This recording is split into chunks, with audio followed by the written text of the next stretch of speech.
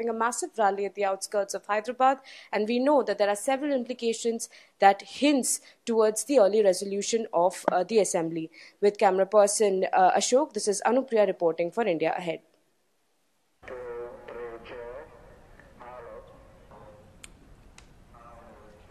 All right, so as far as the meeting is concerned, what we are learning right now is that the Chief Minister K. Chandrasekhar Rao has reached the venue.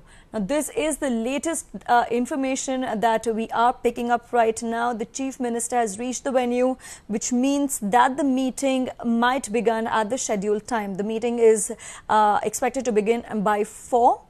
And the Chief Minister will be the sole speaker of the meeting. He is expected to address the audience gathered there for about 1.5 hours, where he is expected to make a slew of major announcements, including announcements of several SOPs to the people of the state. Now, as far as the agenda really is concerned, we do understand from our sources that he will be presenting a report card, in addition to which he will be making announcement of several welfare schemes. Now, remember, there was a cabinet meeting that the Chief Minister chaired earlier today in the afternoon, where while there was no decision, conclusive decision that is taken with regards to early polls, we do understand that there was a decision that was taken about allotting land for the welfare of several tribal groups across the state. This in addition to a couple of other measures that the government has taken.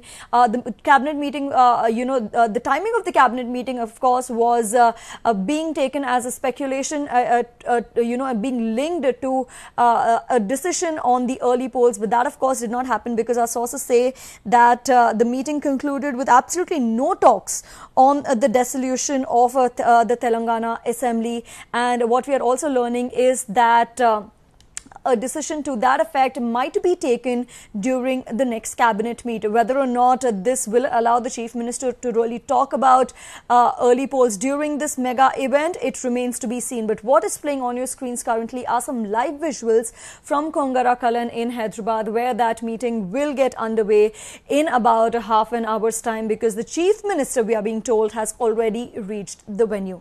Now, earlier today, we did see the likes of IT Minister KTR with Telangana's Transport Minister Mahinda Reddy reached the venue right in the morning to oversee the arrangements that are in place. And like we've been saying, the meeting is expected to start in about half an hour's time.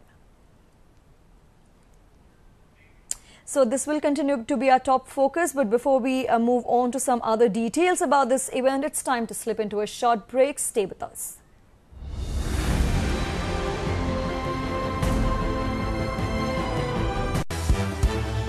India Ahead, I wish them grand success and a great launch. All the very best.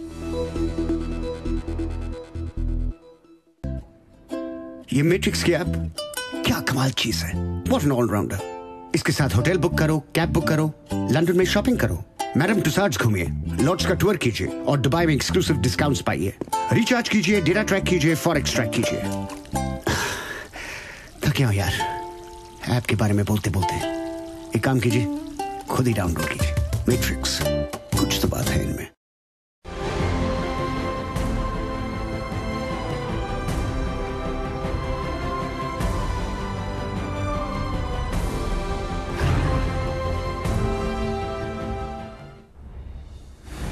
All right, welcome back. So we continue to bring you live updates from that very venue on the outskirts of Hyderabad, where that mammoth meeting will get underway in a short while. Now, it's just half an hour to go for that mammoth mega meeting to really begin. The Chief Minister has already reached the venue, and all arrangements are in place for this event. About 20,000 police personnel have been deployed across the venue. In addition to this, you also have food and water arrangements that are in place. Now, in addition to all of this, heavy security arrangements have also been made. You have sniffer dogs in place. CCTV cameras have been installed. Many hospitals have been set up outside the venue, and all of this in addition to a fleet of ambulances being there outside the venue, and cranes surveillance also, just to make sure that there's no untoward incident taking place. And we also have our team live at that very venue. And at this moment, our correspondent Anerwi is joining us from Kongarakalan, where this meeting will get underway in some time. Now, Anerwi, if you can hear me, we do understand that the Chief Minister has just reached the venue. Yes, Shruti, the Chief Minister has just reached the venue. The helicopter has just arrived and he has got down. Many ministers, Deputy CM Mohammad Ali, Home Minister Naini Narasimha Reddy and other ministers are already on the stage. They have, the ministers are coming in slowly. CM has already arrived here and the program would start any minute from now. You can see a lot of crowd here, like people as expected. 25 lakh people, but we can see more than that. People are coming in. There's a lot of activities going on here. Right, so clearly there, Anerwi, we can see from the visuals as well of how there is a festive fervor, in the atmosphere of the venue there. What are the people's expectations really like, Anerwi? Because we know that the Chief Minister will be presenting a report card, but in addition to that, there are a slew of other announcements that the Chief Minister is expected to make.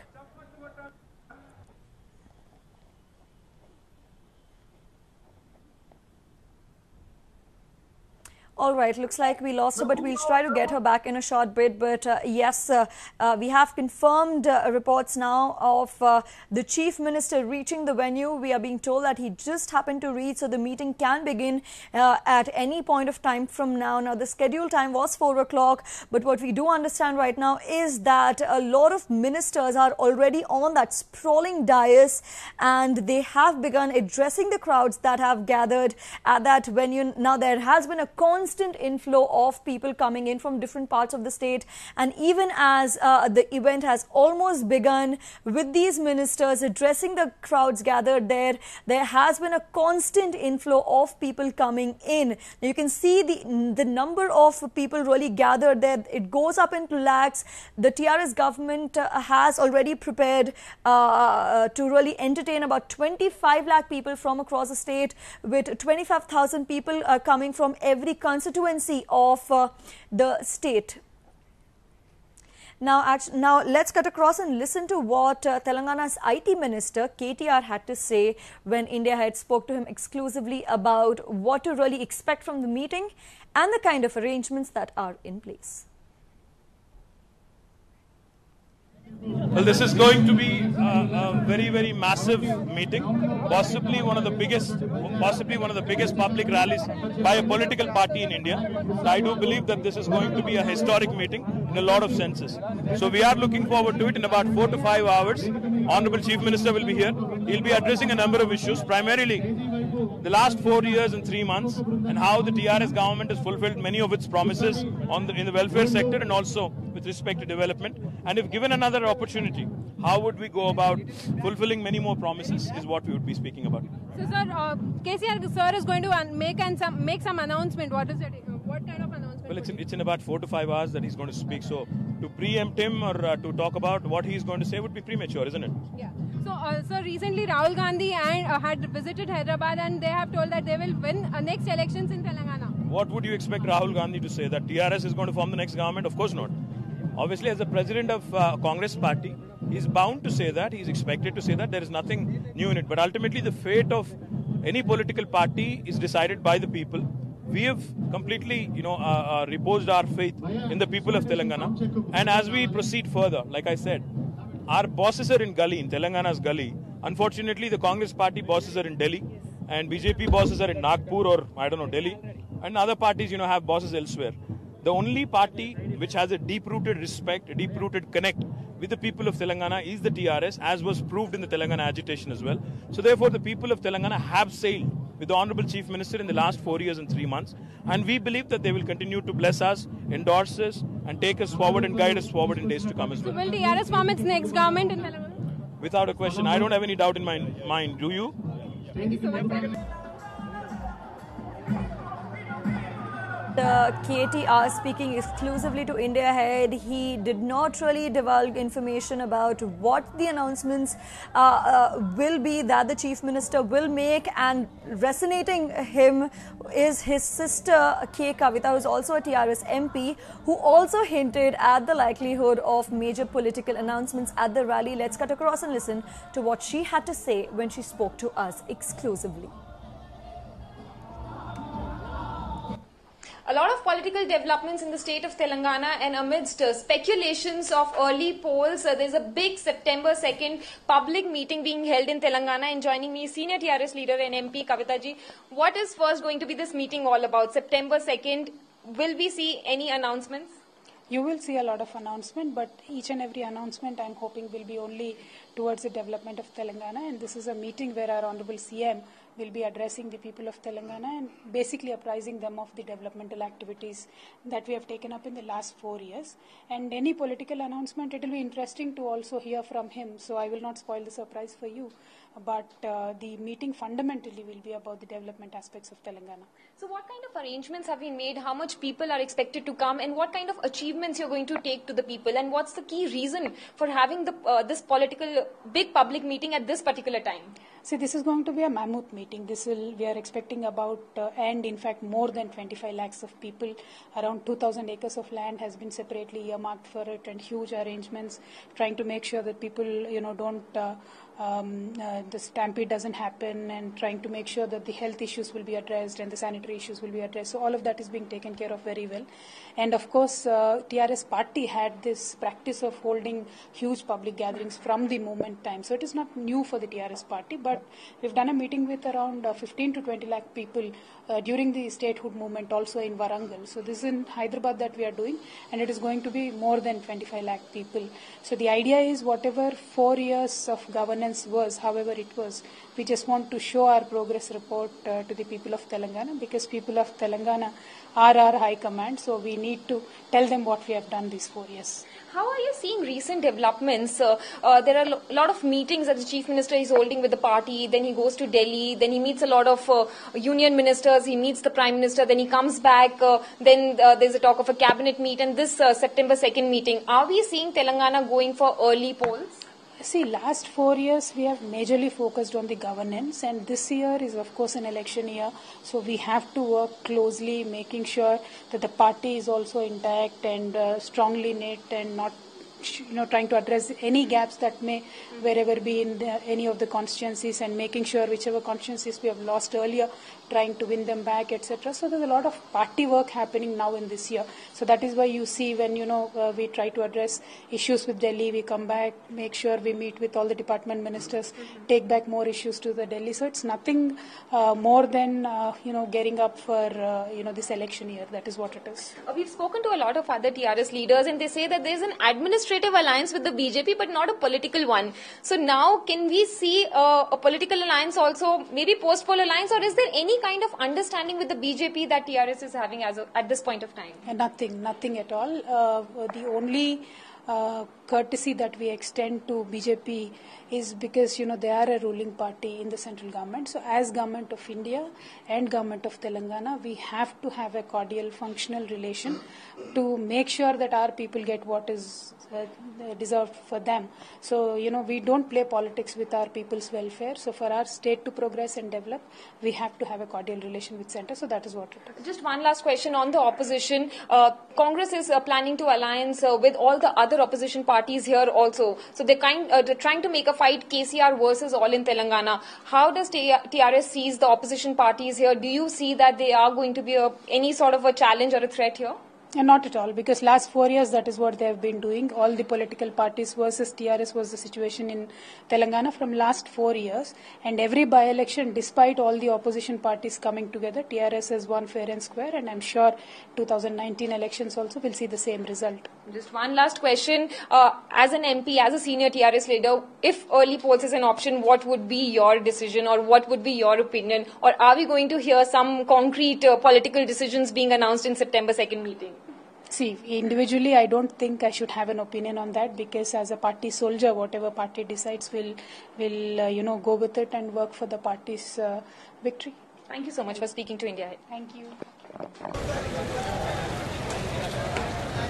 All right. In addition to this, our correspondent Vaibhavi also spoke to Telangana's Home Minister Naini Narasimha Reddy, who spoke about the party's strength and its widespread support. Let's cut across and listen to him. सितंबर 2 को जबरदस्त meeting होने वाला है।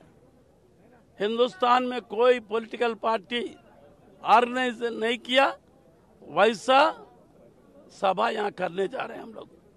25 लाख बोल के हम बोल रहे हैं, उससे ज्यादा आएंगे पब्लिक। अब ये सिक्योरिटी कैसे होने वाला है सर? कितना सिक्योरिटी बहुत है, हमारे पास वॉलंटियर्स है, हमारे पास पूरा टीआरएस कार्यकर्ता ही सिक्योरिटी देखता है। फिर भी इतना जो है पुलिस डिपार्टमेंट भी सिक्योरिटी रहता है। हमारा तेलंगाना हिल स्टेशन में ऐसे आम सभाएं कई किए, बहुत से मीटिंग किए, बड़े बड़े मीटिंग किए, वरंगल में किए, करीमनगर में किए, हर डिस्ट्रिक्ट में किए हम लोग। हमारे को वो ऑर्गेनाइजेशन में तजुर्बा है, हमारा पार्टी उस आंदोलन से आया है। हम गवर्नमेंट में ऐसे ही नहीं आया, 14 साल आंदोलन करके लड़के फर्स्ट स्टेज में 69 मेंबर देहांत हो गए, पुलिस के गोलियों को शिकार हो गए।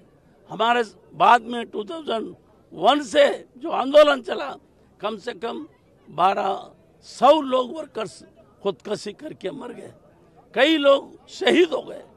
उनके बलिदान से हमारा सीएम साहब भी इंडेफिनिट हंगर स्ट्राइक किए, उन्हें भी मौत के नजदीक में जाके फिर वापस आ गए। ये सब सैक्रिफाइस के बाद ही तेलंगाना मिला है, ऐसा ही नहीं मिला तेलंगाना। इतना आंदोलन करके इतना लोगों के साथ मिलके हम तेलंगाना हासिल किए। उस तेलंगाना को सोनेरा तेलंगाना बनाना चाहते हमारे सीएम साहब।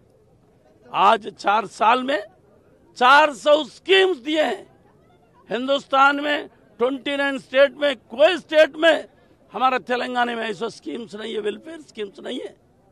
कल्याण लक्ष्मी हमारे पास 1,01,1600 रुपया हमारा कल्याण लक्ष्मी शादी मुबारक को देते हैं, गरीब बच्ची की शादी के लिए मदद करते हैं।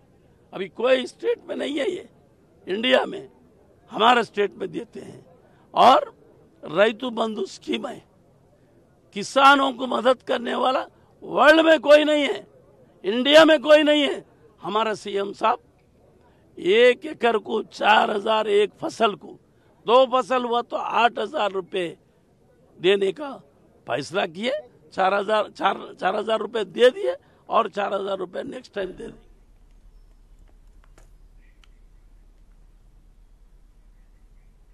All right, we'll now slip into a short break. There's much more on the other side. Stay tuned.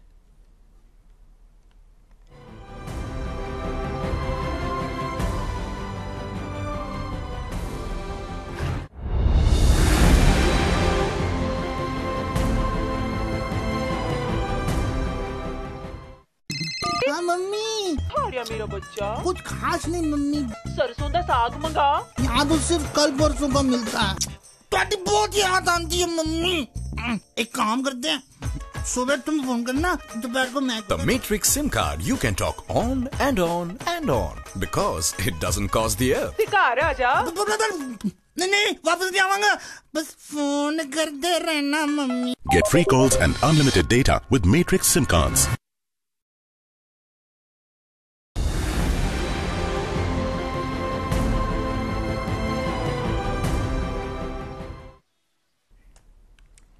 So as far as the stage is concerned, it is set for the Chief Minister to really come and take over, and we are being told that he did reach the venue a short while ago. Right now as we speak, a couple of ministers from the Chief Minister's cabinet are on the stage addressing those who have gathered at the venue, and in a short while from now we will also see the Chief Minister really take on the dais. And remember, he's going to be the sole speaker during this event, and his speech is expected to last for about 1.5 hours. And during his speech, not only is he expected to present a report card, but he's also expected to make a slew of announcements, a couple of big announcements. Now the TRS has been playing down and has not been really revealing much information as far as his agenda is concerned. But we do see our sources telling us that we can expect a slew of announcements, including SOPs, which could possibly cost the state exchequer about 60,000 crore rupees. Now, all of this is attributed to our sources, the information that we are getting as far as his speech is concerned. And at the same time, we also have the opposition parties really played down the entire the suspense surrounding this particular rally. And our senior news editor Sakshi Khanna happened to speak to TPCC President Uttam Kumar, who talked about party and politics. Let's cut across and listen into it. On September 2nd, and big political announcements are also expected. There is a huge speculation of early polls in the state of Telangana. Joining me right now is Uttam Kumar Reddy. He is the Congress chief here in Telangana. So do you see this entire discussion and talks of early polls? Is Congress surprised, or do you see it as a master stroke of TRS? No master stroke is, trying to be too clever by half. The Congress party is ready for elections. We are organizationally very strong and we are ready for elections. I think he's trying to be over-intelligent and cheat the people of Telangana, because if he completes 5 years, they'll ask him what you did. So he's trying to go early and say, and with some, excuse. But Sakshi, I'm very sure the people of Telangana are ready to teach him a befitting lesson whenever elections are held. All right, so as far as the venue is concerned, there has been a lot of activity going on, and joining us at this point of time is our correspondent Shahryar. Shahryar, if you can hear me, what is the atmosphere there really like? Just a short while ago, the Chief Minister did reach the venue, so what is the atmosphere there really like? Can we expect the meeting to kickstart in a short while from now?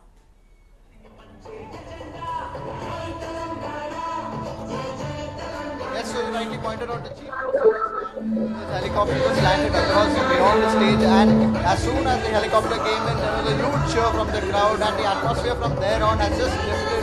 This heavy sound, a lot of traditional music being played, a lot of dances that's happening on the other end of it, so an entire cultural event of sorts, and this is how the entire atmosphere lifted. Just with the news spreading that KCR would address them soon, entirely the crowd started cheering, the crowd started waving their flags, and the entire atmosphere had sort of lifted, and this is the big address that they are looking for. This is what they wanted. The Chief Minister scheduled to talk to them at about 4 p.m. and this is what they want, and everyone's now just waiting in anticipation for those announcements to come in, those big policy decisions, those big schemes that are to be announced, and that's what this Praketi Nivedana Sabha is all about. First, to tell them about the existing, also to launch other schemes. So the speculation will finally be put to rest about early polls. Still have the red one also if you want. All right. Looks like we have lost connection to Shahryar, but we'll get him back in a short while. But what we do understand is that the Chief Minister will begin addressing the audience gathered there at 4 o'clock like scheduled, because he did reach the venue a short while ago, and clearly the stage is all set for this mammoth meeting to begin. About 25 lakh people are expected to really attend the event, and even though a few ministers have already taken to the dais, we can still see a constant inflow of people coming from different part of the district, from different districts from across the state. Now you can see the visuals on your screens playing out as well of really how many people have gathered there. Now that does look like a mammoth meeting. Remember, we also had TRS leaders really call it the mother of all meetings. This is touted to be one of the biggest political meetings in India's recent history. Now, in a short while from now, the Chief Minister will reach this dais and he will begin talking. He is expected to talk to the audiences for about 1.5 hours. He is going to be the sole speaker of the event this evening.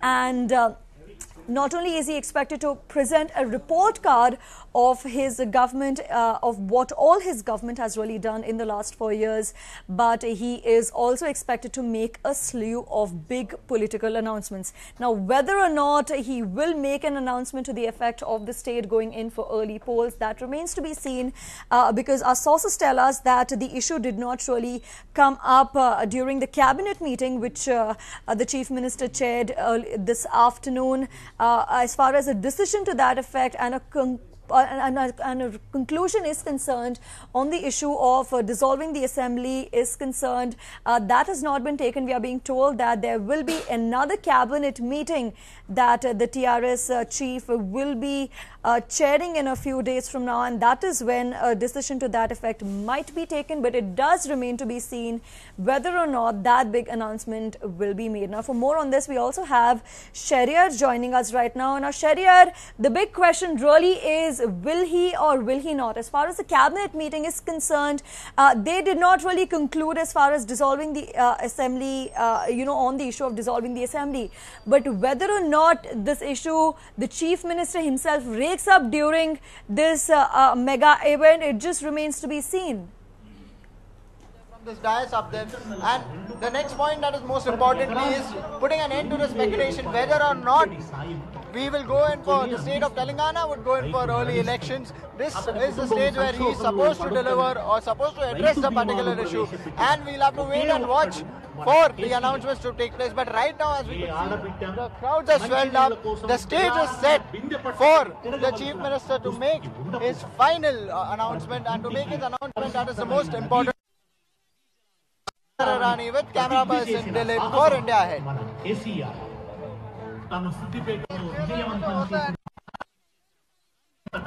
Machine Bhagiratha అనే పేరుతో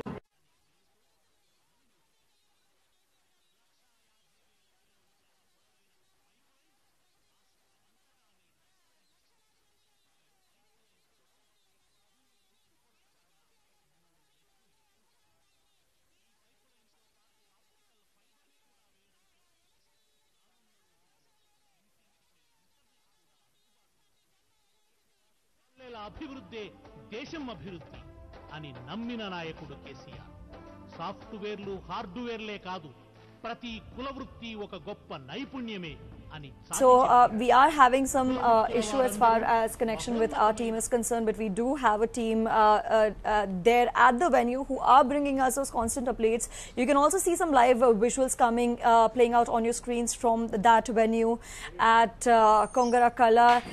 Which is at a distance of about 30 kilometers from Hyderabad. Now, it remains to be seen what are the big announcements that the Chief Minister really makes, because he did reach the venue, and in just a few minutes from now, he will begin addressing the massive crowd gathered for that event. Now, for more on this, I also have my colleague Ravi joining us in the studio right now. Ravi, the Chief Minister has already reached the venue. We do expect a slew of announcements that he will be making, but that apart, the bigger question really here is whether he will not make that much awaited announcement on early polls. But it was very interesting in the afternoon after the cabinet meeting when there were sources who suggested that there could possibly be a slight delay in the big announcement coming. Having said that, I wonder if KCR, the Chief Minister, would want to lose out on this golden opportunity of making the big announcement. A quick look at the way number of people have assembled over there. 25 lakh people. It's an incredible gathering by any stretch of imagination. In the history of independent India, we have never seen such a mammoth crowd. So by far, I think credit needs to be given to the entire cadre and the party workers of TRS for mobilizing so many people so quickly. Mind you, there was a decision as to whether it should be conducted on the 2nd of September or not. There were sources also suggesting that it could be possibly delayed by a few days because getting so many people together, making so many arrangements would take some time. But in the emergency meeting that was conducted by the Chief Minister, it was unanimously decided that they should not miss out on the opportunity of 2nd of September, and look at the way they have mobilized. Absolutely. I think this day is also extremely significant for the TRS, Ravi, because it commemorates the 4th anniversary of Telangana's formation.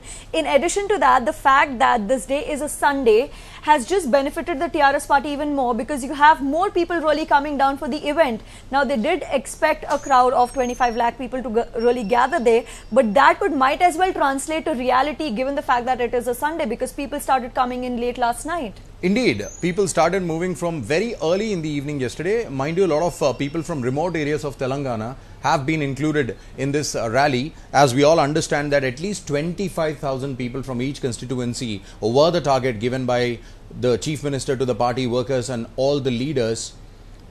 119 constituencies were specifically asked to get at least 25,000 people from each of their constituencies, and look at the remarkable arrangements that are there in place. This is happening on a sprawling 2,000-acre land. All kinds of arrangements are taken care of. 25 lakh water bottles have been ordered. There is also food supply. All the MLAs from nearby areas are responsible for providing food supply for all the people who have gathered over there.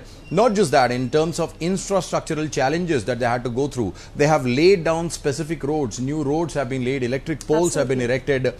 There are CCTV cameras that have been installed everywhere. Thousands of security personnel have been roped in to ensure that. In addition to this, when you talk about a crowd of 25 lakh people, Ravi, the bigger challenge is security. And for the same, you also have about 20,000 police personnel deployed only outside the venue. They are manning the venue. In addition to that, you also have sniffer dogs deployed outside the venue. You also have security forces there constantly checking everyone who is coming to the venue. You also, like you mentioned, have CCTV cameras installed. So as far as even security arrangements are concerned, they are perfect to the T.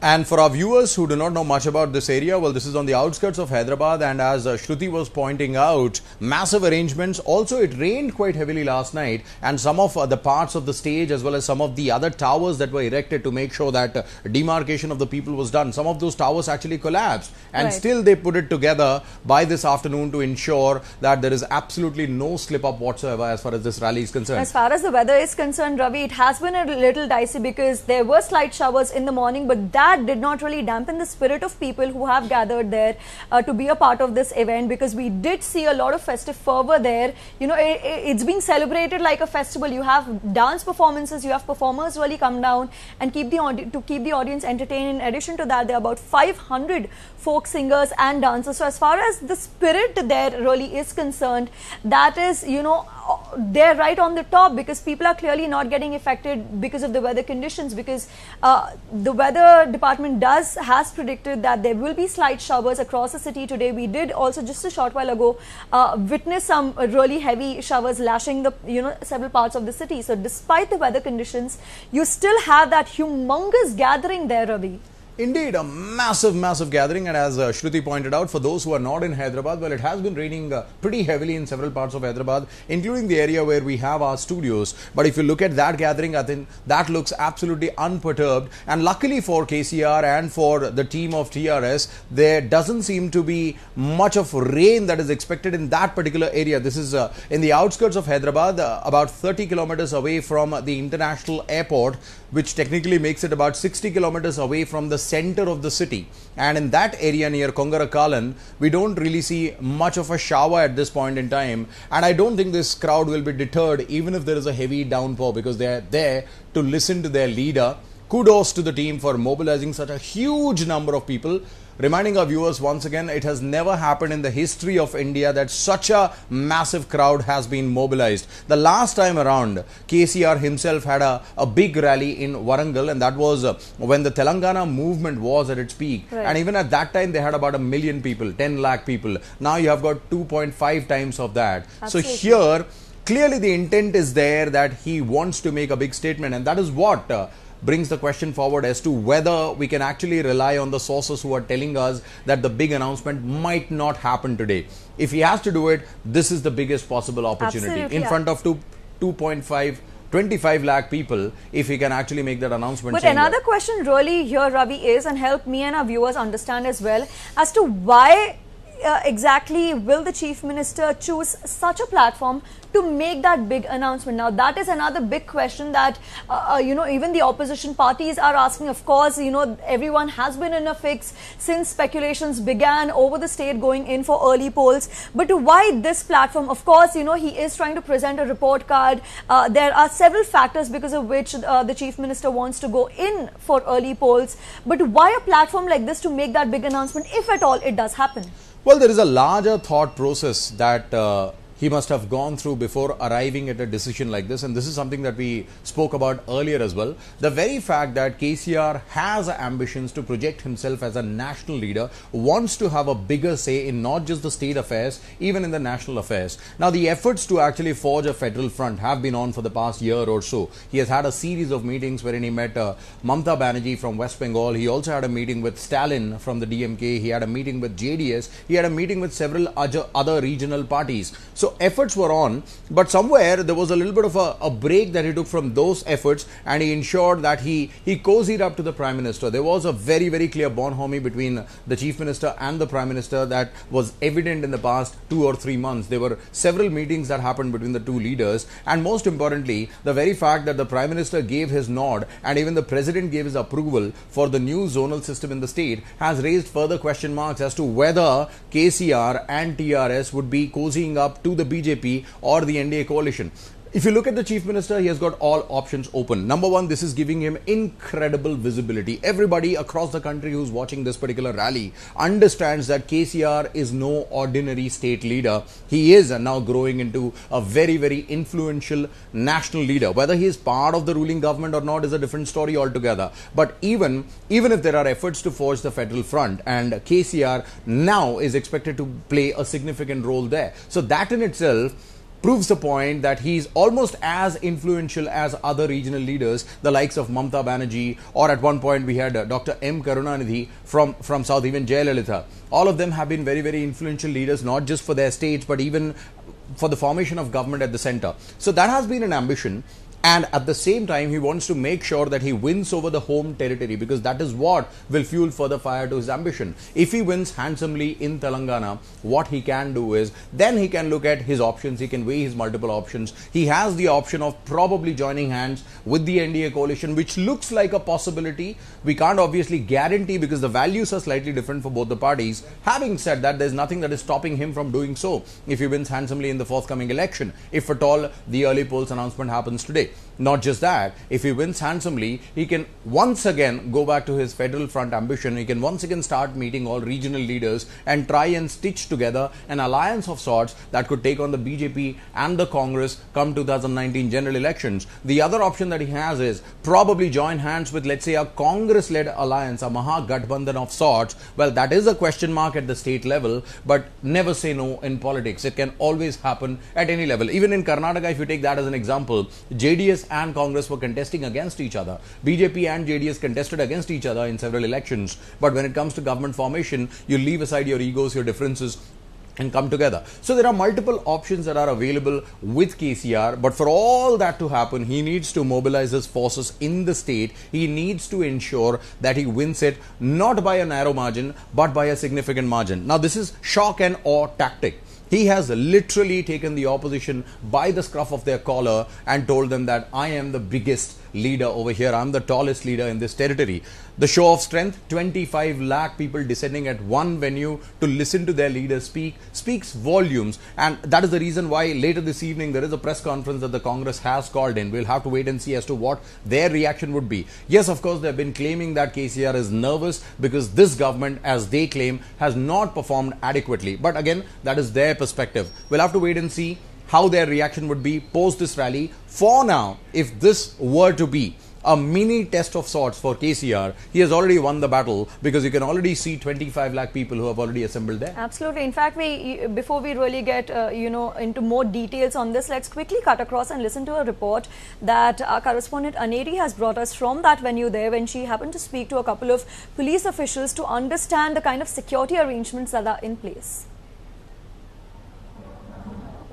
So we are with a police personnel here at the public meeting where CM KCR is going to address the public meeting, and nearly 25 lakh people are going to visit this public rally, which is so we are with a police personnel. Sir, what kind of arrangements have been made here?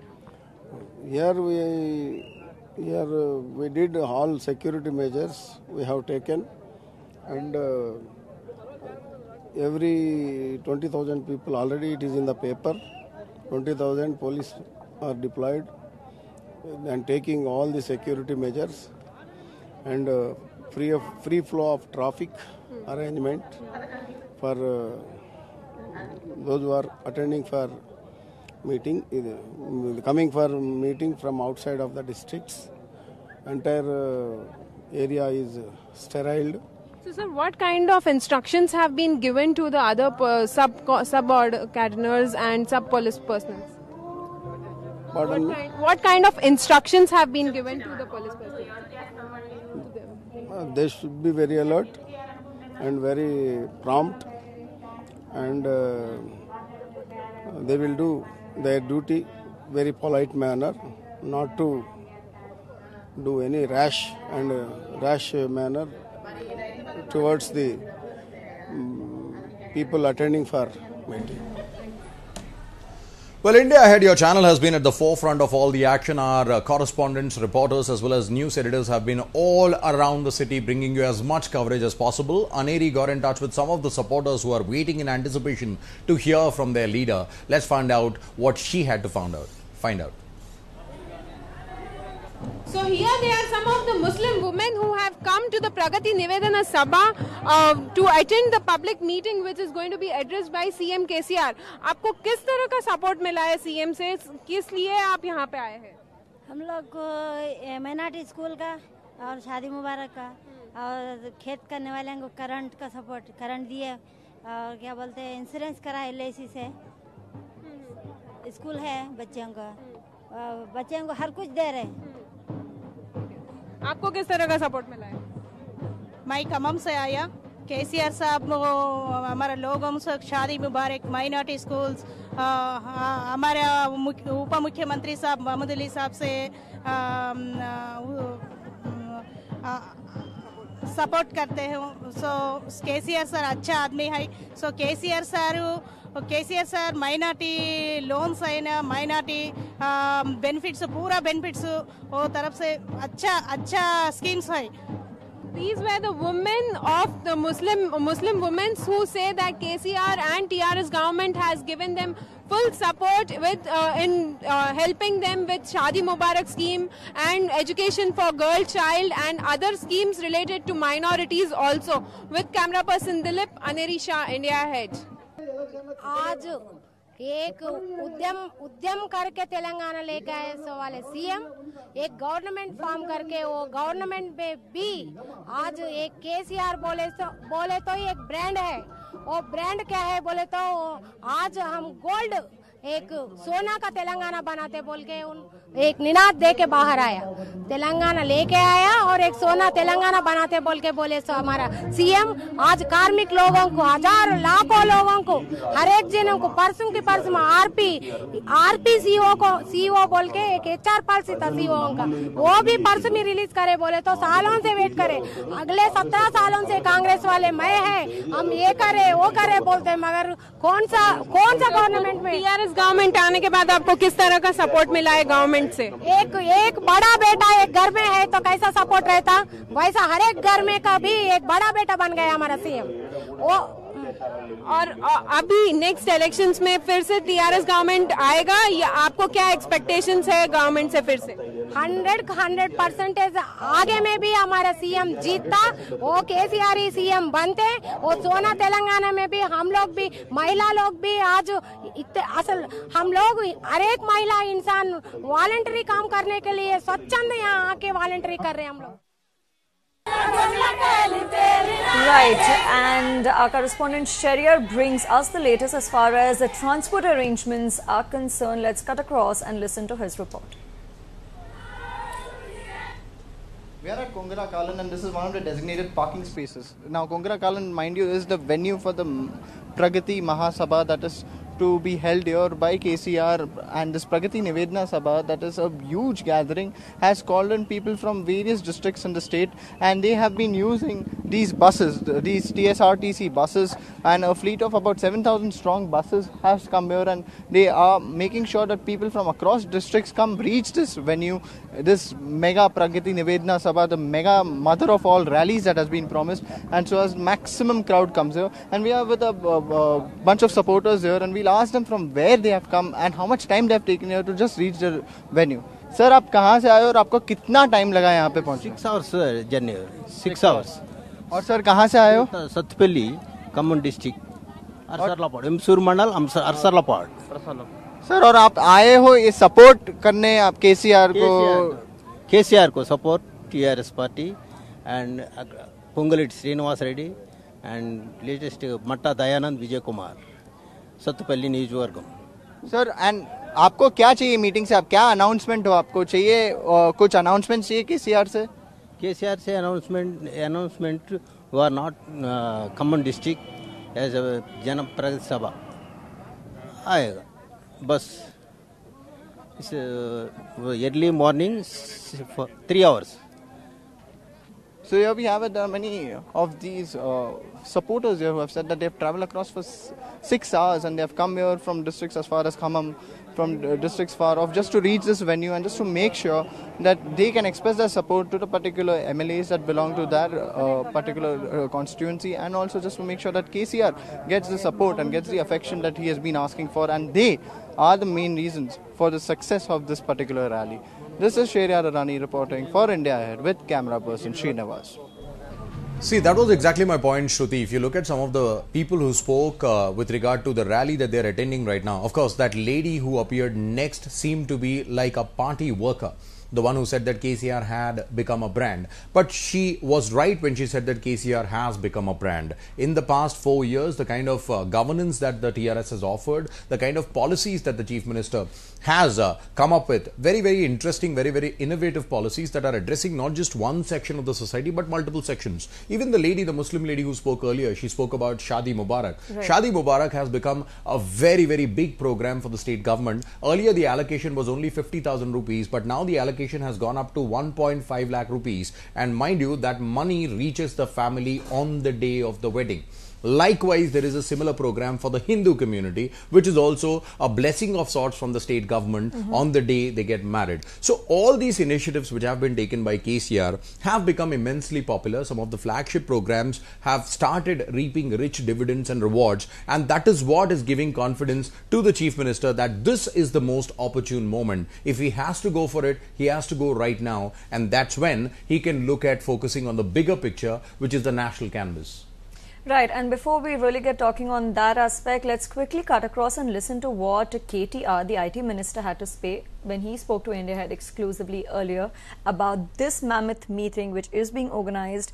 We are being told that any time from now, the Chief Minister also will really get on the dais and start addressing the people there. Well, this is going to be a very, very massive meeting, possibly one of the biggest public rallies by a political party in India. So I do believe that this is going to be a historic meeting in a lot of senses. So we are looking forward to it. In about 4 to 5 hours, Honorable Chief Minister will be here. He'll be addressing a number of issues, primarily the last 4 years and 3 months, and how the TRS government has fulfilled many of its promises in the welfare sector and also with respect to development. And if given another opportunity, how would we go about fulfilling many more promises is what we would be speaking about. So, sir, KCR sir is going to make some announcement. What is it? What kind of announcement? Well, it's in about 4 to 5 hours that he's going to speak. So to preempt him or to talk about what he's going to say would be premature, isn't it? Yeah. So, sir, recently Rahul Gandhi had visited Hyderabad, and they have told that they will win next elections in Telangana. What would you expect Rahul Gandhi to say? That TRS is going to form the next government? Of course not. Obviously, as the president of Congress party, he's bound to say that. He's expected to say that. There is nothing new in it. But ultimately, the fate of any political party is decided by the people. We have completely, reposed our faith in the people of Telangana. And as we proceed further, like I said, our bosses are in Gully, in Telangana's Gully. Unfortunately, the Congress party bosses are in Delhi, and BJP bosses are in Nagpur or, I don't know, Delhi. and other parties, have bosses elsewhere. The only party which has a deep-rooted respect, a deep-rooted connect with the people of Telangana is the TRS, as was proved in the Telangana agitation as well.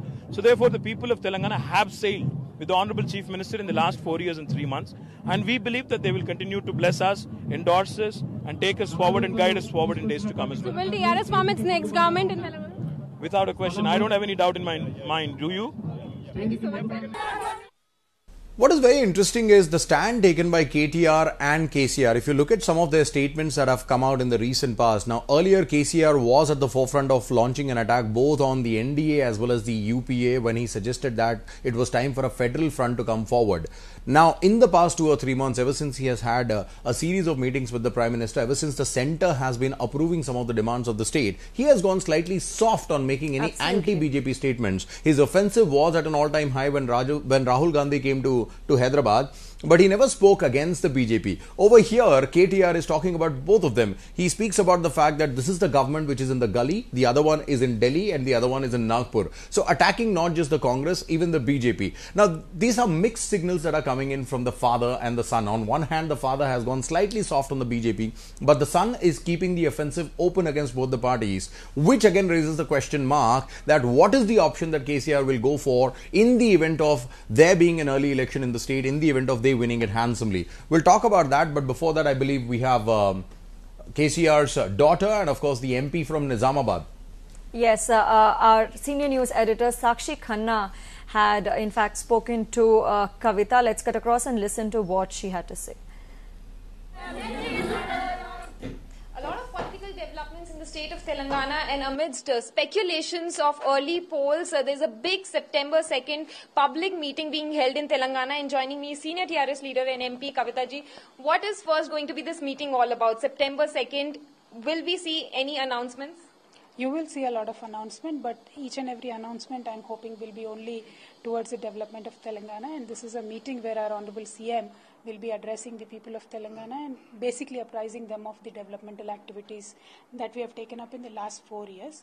And any political announcement, it will be interesting to also hear from him, so I will not spoil the surprise for you. But the meeting fundamentally will be about the development aspects of Telangana. So what kind of arrangements have been made? How much people are expected to come, and what kind of achievements you're going to take to the people? And what's the key reason for having this political big public meeting at this particular time? See, this is going to be a mammoth meeting. We are expecting about, and in fact more than 25 lakhs of people. Around 2,000 acres of land has been separately earmarked for it, and huge arrangements trying to make sure that people, don't, the stampede doesn't happen, and trying to make sure that the health issues will be addressed and the sanitary issues will be addressed. So all of that is being taken care of very well. And of course, TRS party had this practice of holding huge public gatherings from the moment time. So it is not new for the TRS party, but we've done a meeting with around 15 to 20 lakh people during the statehood movement also in Warangal. So this is in Hyderabad that we are doing, and it is going to be more than 25 lakh people. So the idea is whatever 4 years of governance was, however it was, we just want to show our progress report to the people of Telangana, because people of Telangana are our high command, so we need to tell them what we have done these 4 years. How are you seeing recent developments? There are a lot of meetings that the Chief Minister is holding with the party, then he goes to Delhi, then he meets a lot of union ministers, he meets the Prime Minister, then he comes back, then there's a talk of a cabinet meet, and this September 2nd meeting. Are we seeing Telangana going for early polls? See, last 4 years we have majorly focused on the governance, and this year is of course an election year, so we have to work closely making sure that the party is also intact and strongly knit, and not trying to address any gaps that may wherever be in any of the constituencies, and making sure whichever constituencies we have lost earlier, trying to win them back, etc. So there's a lot of party work happening now in this year. So that is why you see when we try to address issues with Delhi, we come back, make sure we meet with all the department ministers, take back more issues to the Delhi. So it's nothing more than gearing up for this election year. That is what it is. We've spoken to a lot of other TRS leaders, and they say that there's an administrative alliance with the BJP, but not a political one. So now can we see a political alliance also, maybe post-poll alliance, or is there any kind of understanding with the BJP that TRS is having at this point of time? Nothing at all. The only courtesy that we extend to BJP is because, they are a ruling party in the central government. So as Government of India and Government of Telangana, we have to have a cordial, functional relation to make sure that our people get what is deserved for them. So, we don't play politics with our people's welfare. So for our state to progress and develop, we have to have a cordial relation with centre. So that is what it is. Just one last question on the opposition. Congress is planning to alliance with all the other opposition parties here also. So they're trying to make a fight KCR versus all in Telangana. How does TRS sees the opposition parties here? Do you see that they are going to be any sort of a challenge or a threat here? Not at all, because last 4 years that is what they have been doing. All the political parties versus TRS was the situation in Telangana from last 4 years. And every by-election, despite all the opposition parties coming together, TRS has won fair and square, and I'm sure 2019 elections also will see the same result. Just one last question. As an MP, as a senior TRS leader, if early polls is an option, what would be your decision or what would be your opinion? Or are we going to hear some concrete political decisions being announced in September 2nd meeting? See, individually, I don't think I should have an opinion on that, because as a party soldier, whatever party decides will go with it and work for the party's victory. Thank you so much for speaking to India. Thank you. So that was K. Kavita, daughter of the Chief Minister KCR as well as MP from Nizamabad. The action will begin shortly. The moment that 25 lakh plus people have been waiting for. The Chief Minister K. Chandrasekhar Rao is expected to start speaking shortly. Before that, we'll slip into a short break. But of course, when we come back, we'll bring you everything live from Kondarakalan. All you have to do is stay tuned to India Ahead.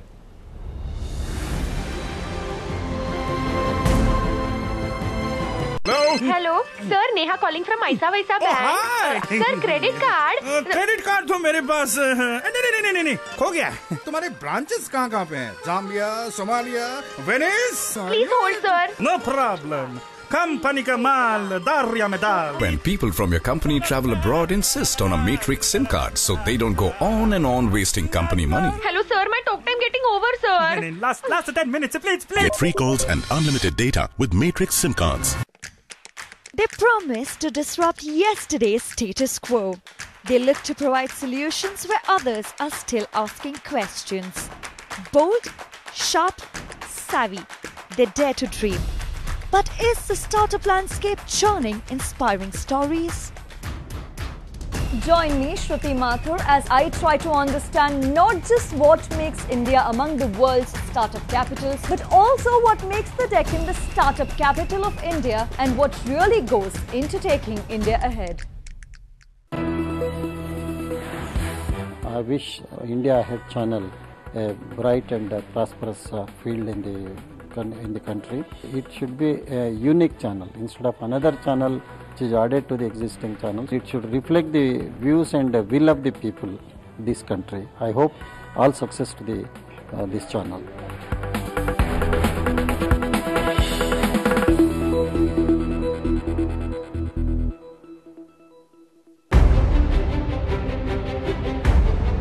Solutions, not just suggestions.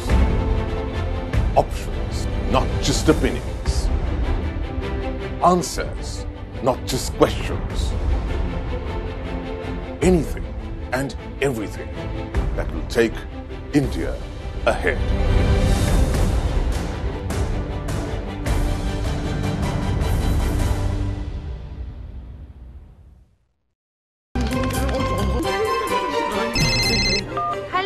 Hello darling. अरे यहाँ भी लोग अंताक्षरी खेल रहे हैं. अच्छा. हम भी खेलें फोन पे.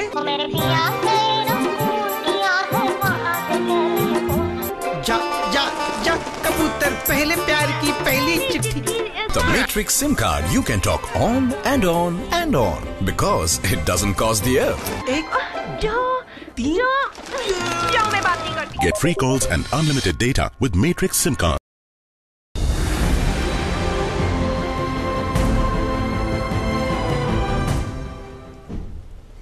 Welcome back. It's the mother of all rallies that's happening in Hyderabad as Telangana Chief Minister K. Chandrasekhar Rao is expected to get on stage very shortly and hopefully make the big announcement? Well, of course, there are a plethora of announcements that the Chief Minister will make. He will talk about how the state government has performed in the past 4 years and 2 months ever since they were elected to power. There have been many popular schemes that have been rolled out by the government, many flagship programs that have been received really well. And of course, the very fact that you have 25 lakh plus people who have gathered over there at one venue speaks volumes about how the people of Telangana feel with regard to the government's performance. But one big decision that not just Telangana but the entire country is waiting for is whether the announcement about early polls will happen this evening. Absolutely. I think that is something, speculations have been rife on that particular issue for quite some time now. We did last month, in fact, see a lot of activity happening, Ravi, not just in the state, but also back in Delhi, because remember, the Chief Minister had gone to meet the Prime Minister twice. Now, that had also really let off speculations on the possibility of him really discussing this subject with him. You also had the Chief Secretary Rajiv Sharma meeting the Election Commissioner of India.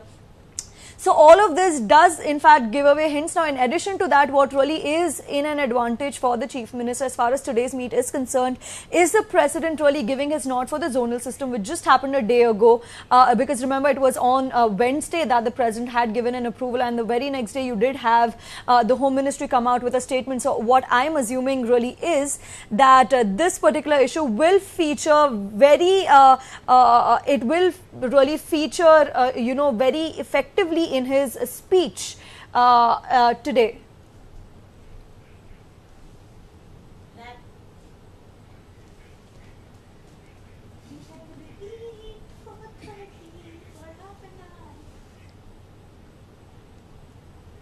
All right, with this we'll call it a wrap for now, but stay tuned because we will keep bringing you minute-to-minute updates on this mammoth mega meeting that is scheduled to begin at any given point of time from now.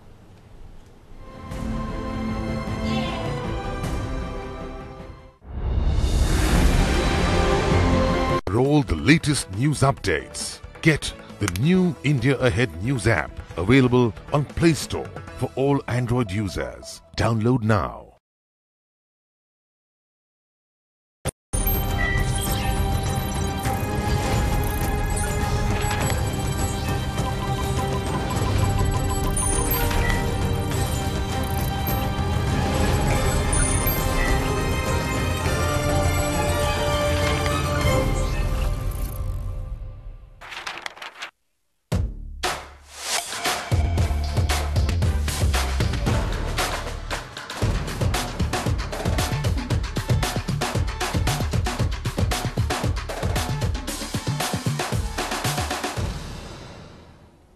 Hi, you're watching your weekly World Wrap with me, Sana Khan. The story in Spotlight this week is the compounding tensions in the ties between the Maldives and India. But before that, a quick look at the big world stories from through this week. The diplomatic row.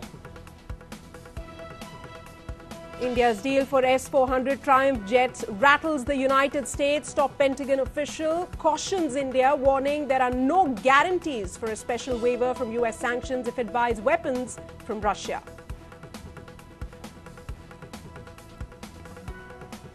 Myanmar rejects findings of a United Nations investigation alleging genocide by its military against Rohingya after US and other countries join growing calls for them to face justice. BIMSTEC countries issue a joint declaration after a successful two-day summit in Kathmandu. At the two-day summit, a message from India to China. As Beijing tries to woo Kathmandu, India proposes to help build a rail link to the capital. After increased frustration over retaliatory tariffs from China, US President Donald Trump wants to now pull out of the World Trade Organization, says WTO needs to shape up and treat the United States better. And China looks for unusual ways to know what the US president's next move might be. Businessmen turn to fortune tellers for investment advice at the back of a massive trade war with the United States.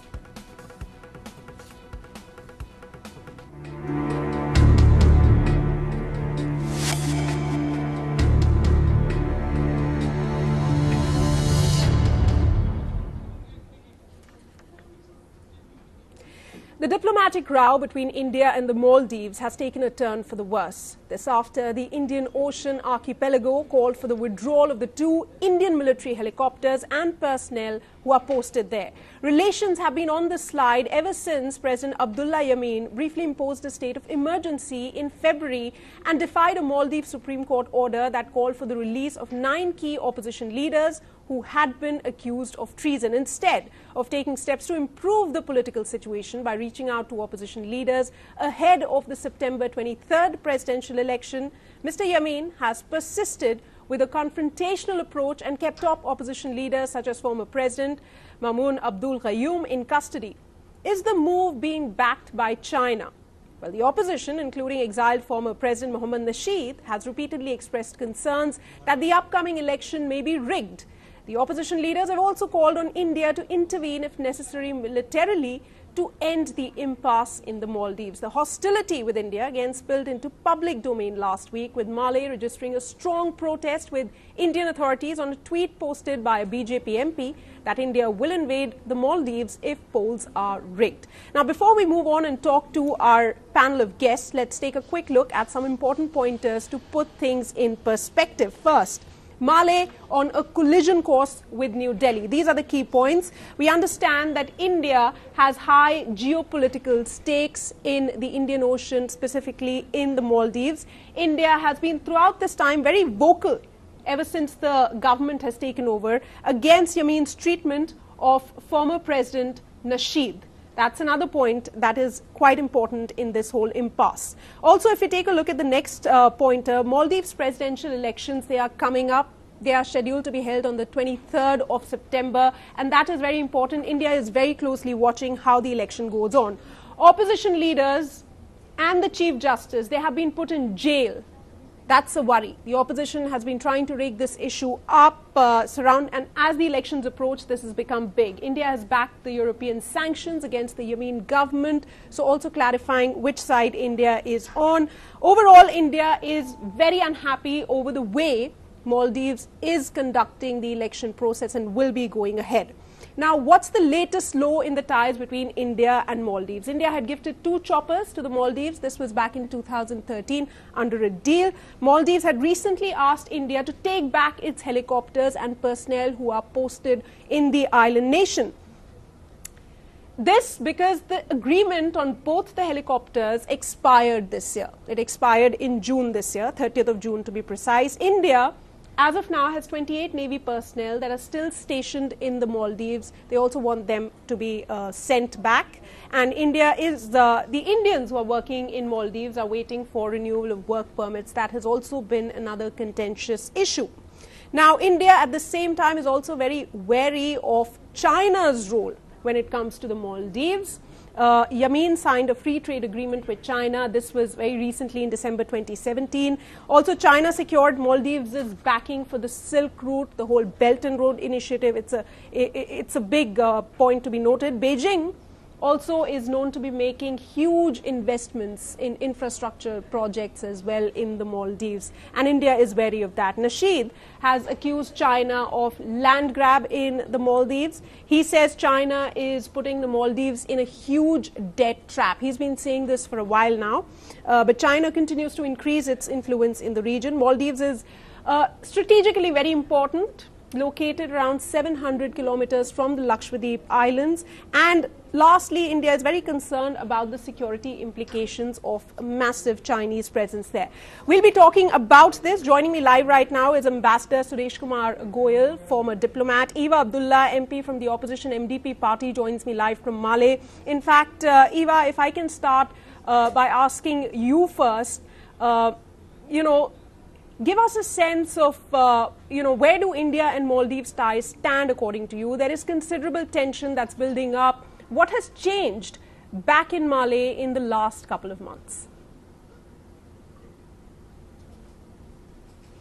I think India-Maldives ties are at its worst ever.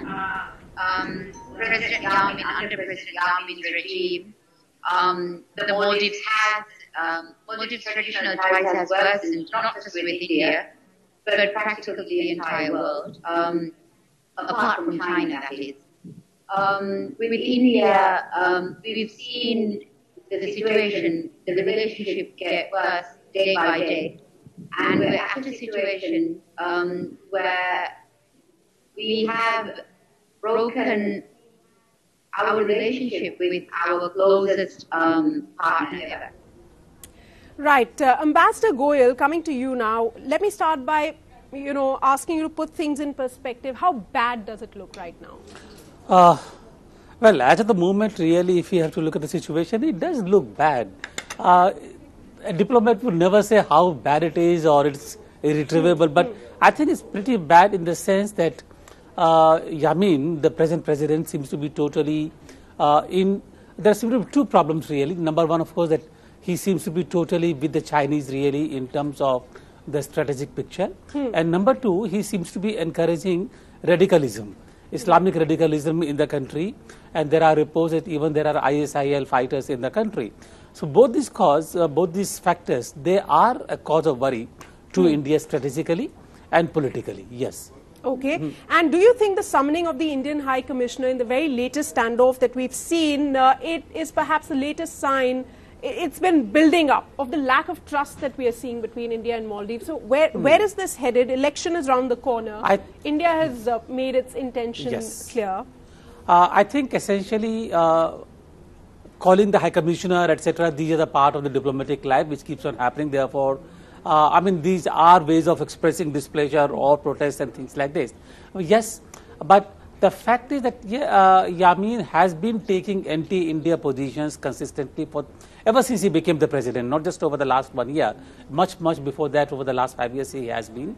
And for us, it is a strategic position. We are concerned as to what is happening there. The fact is that Nasheed himself really wanted India to actually take military action. There have been several suggestions that India should go militarily. I don't know, I really will not be able to vouch for it, whether this is a practical thing or the real thing to do at the moment. But yes, we need to watch the situation very carefully.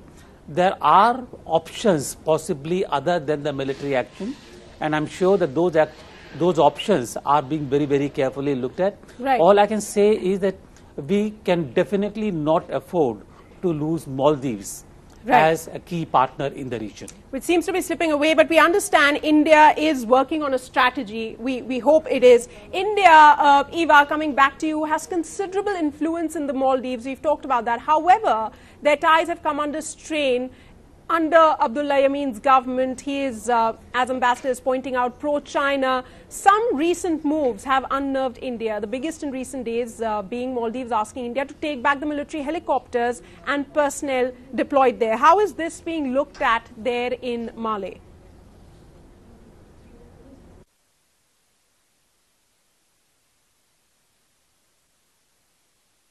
I think India has good reason to be alarmed, and I think, in fact, Maldivians have good reason to be alarmed by the rate in which we're jeopardizing our relationship with India. India being the superpower in the Indian Ocean region, but also as one of the largest, or perhaps the largest democracy in the world and in the region. India has a vested interest in the democratic process in the Maldives. We are less than a month away from our presidential elections, and President Yamin does not show any sign of following the democratic process or allow for free and fair election. He's strong-arming himself through the election. So what we're seeing is President Yamin is preparing. He's stolen, as the Al Jazeera documentary put it, he's stolen paradise. Now he looks set to steal the people's mandate. And India has a vested interest in the democratic process in the country. So I think India and all our democratic partners, our democratic international partners, have reason to be alarmed with President Yamin's regime. President Yamin is sporting the kind of money that comes without any questions. The no questions asked kind of money, the kind of money that comes without any kind of transparency. He is sporting just Chinese money.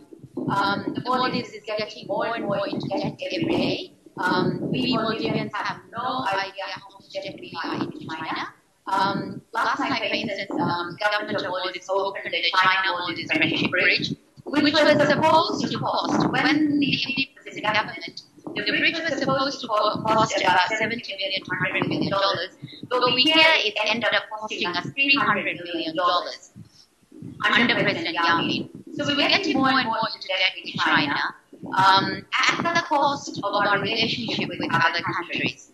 And the situation, if President Yang, by any means, if he gets another 5 years in the country, he will definitely give up all relationship with all democracies. Right, Eva, the audio there not very, very clear, but I could understand what you're trying to say over there. Of course, there is concern that has been expressed time and again by the United Opposition about the rising influence of China. Ambassador Goyal, going ahead as the September 23rd election approaches, India till now has adopted a very cautious approach. In all the briefings as well, the External Affairs Ministry has remained extremely tight-lipped, keeping its card close to its chest, because India's main concern is it does not want to come across as being a country that is being interventionist. So what is the alternative for India right now? Is maintaining status quo the best thing that it can do right now? Well, I think essentially at this stage, as you put it, it will not at all be wise to look like an interventionist country, to intervene forcefully in the country.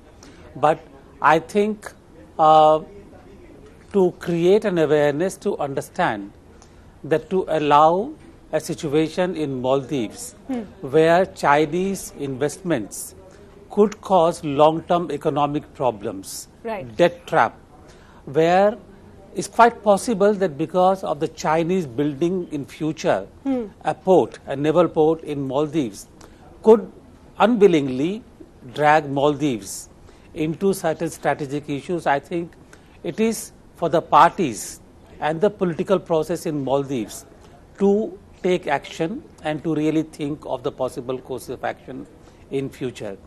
I think at the moment we must give a full scope to the political process in the country, and only after the elections see what the options are. Right. To do anything before the elections have taken place will be really premature. All right, so wait and watch. A lot of doubts really about how the September 23rd election will be conducted. Will it be free and fair? But the best strategy for India, as Ambassador Goyal also seems to suggest, is to maintain the status quo and intervene only at an appropriate time. But one thing is sure, the ties between the two countries have been at a new low.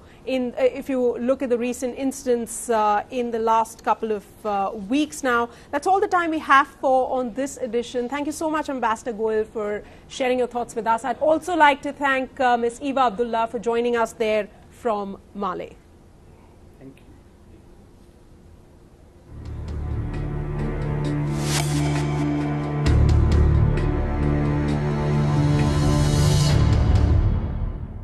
लोग जब बाहर जाते हैं कहते हैं data नहीं चाहिए। Hello, data कैसे नहीं चाहिए बेटा?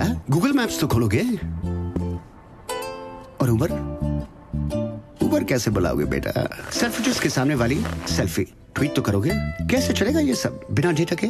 माईफाई के साथ ऑल डिवाइसेस कनेक्टेड और डेटा आपकी पॉकेट में, मतलब आगे आगे आप, पीछे पीछे डेटा। डेटा तो चाहिए बेटा। मैट्रिक्स, कुछ तो बात है इनमें।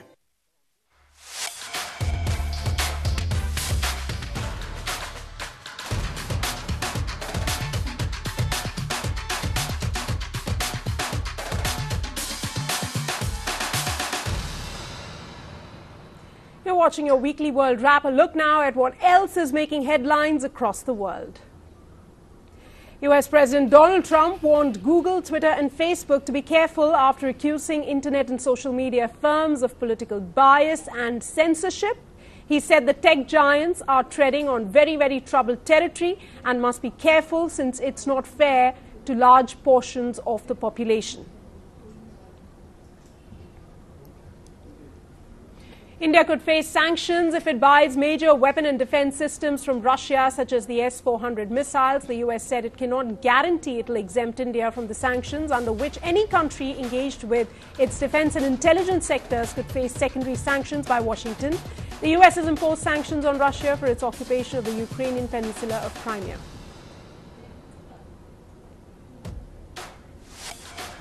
A passenger ferry carrying more than 1,000 people went up in flames before making a safety landing while en route to the Greek island of Crete. No injuries were reported. The cause of the fire was not immediately clear, but authorities were investigating the possibility it may have started from a vehicle. There were more than 200 vehicles, including trucks, on the vessel.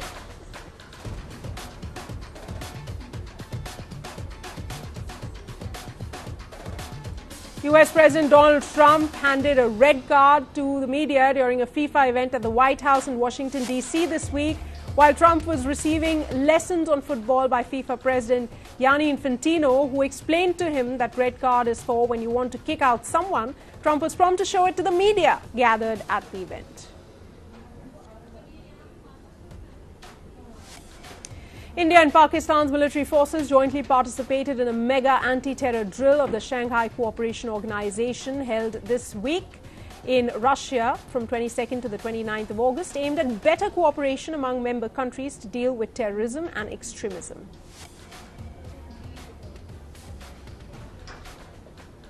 A 4-meter golden statue of Turkish President Recep Tayyip Erdogan was erected in Germany early this week and found vandalized just a day later.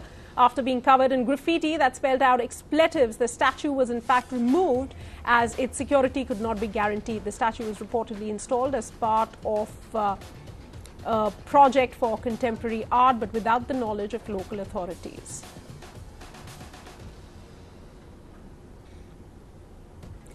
And Italy's highest volcano, Mount Etna in Catania in east of Sicily, erupted lava and ash early this week. The eruption did not lead to any evacuations on the island, although lava and rocks were being shot as high as 492 feet into the air. Etna, which is the largest of Italy's 3 active volcanoes, is the biggest in Europe and sits at 3,330 meters high.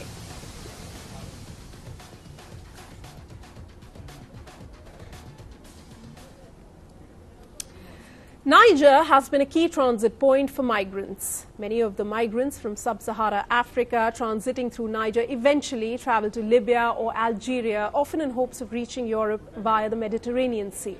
With the tightening of security measures, thousands of migrants remain stranded in Agadez, unable to proceed to the north or return home. This is their story.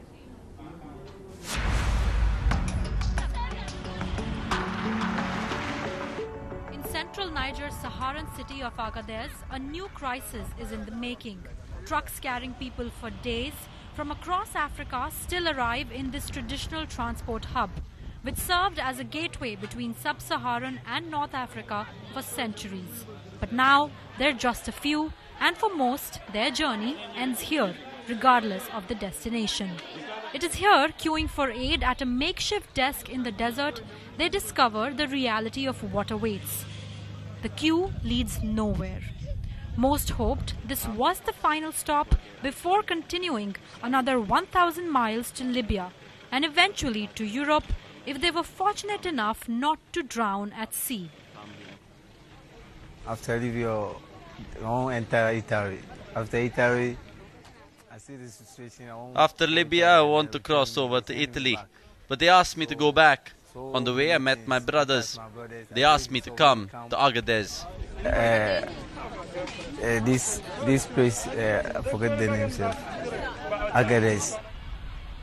But under a deal struck with the European Union to stem the migration crisis, this is where their desert journey ends, at a line in Africa's sand enforced by the EU at the 2015 Valletta Summit on Migration.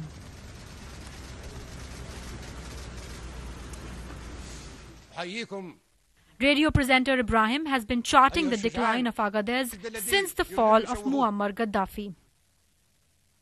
Since what happened in 2011 and the fall of Muammar Gaddafi's regime, a new dimension was given to migration. Young Africans who couldn't stay in their country started to flock to Europe. It is like during the entire time Europe allowed by breaking Gaddafi's wall. the African youth to leave for Europe, and the same Europe now wants to stop it. Frankly, in Agadez, we don't understand anything.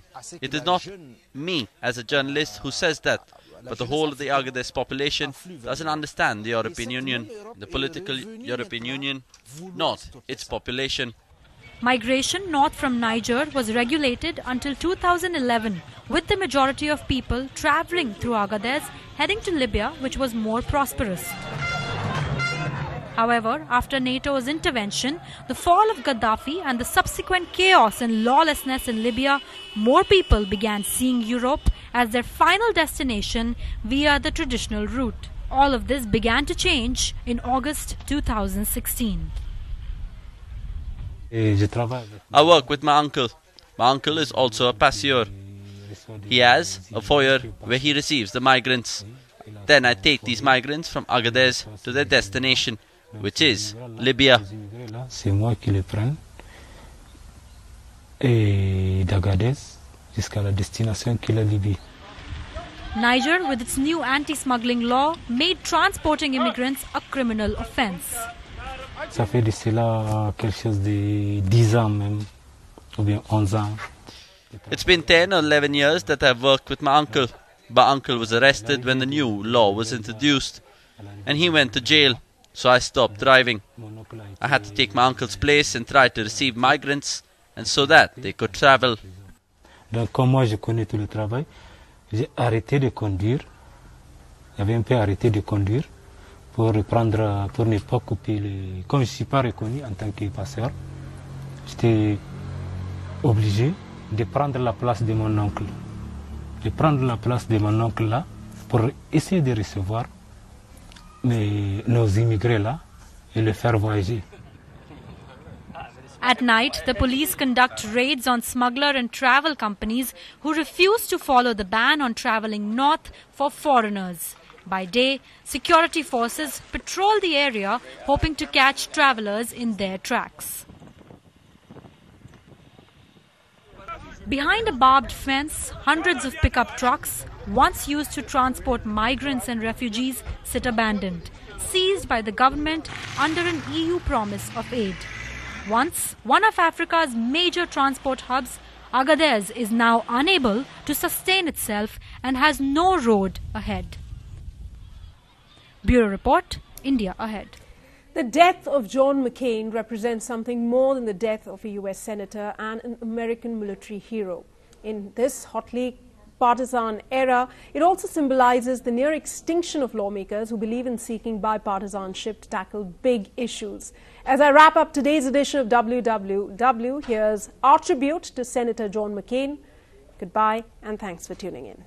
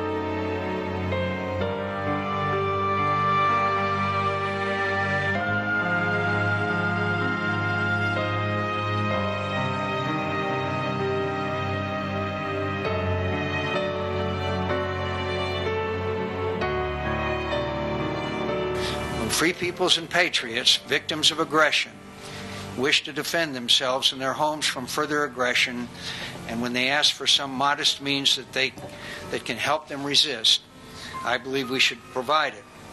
Not to offer false hope or to harbor it ourselves, but simply it's the right and decent thing to do.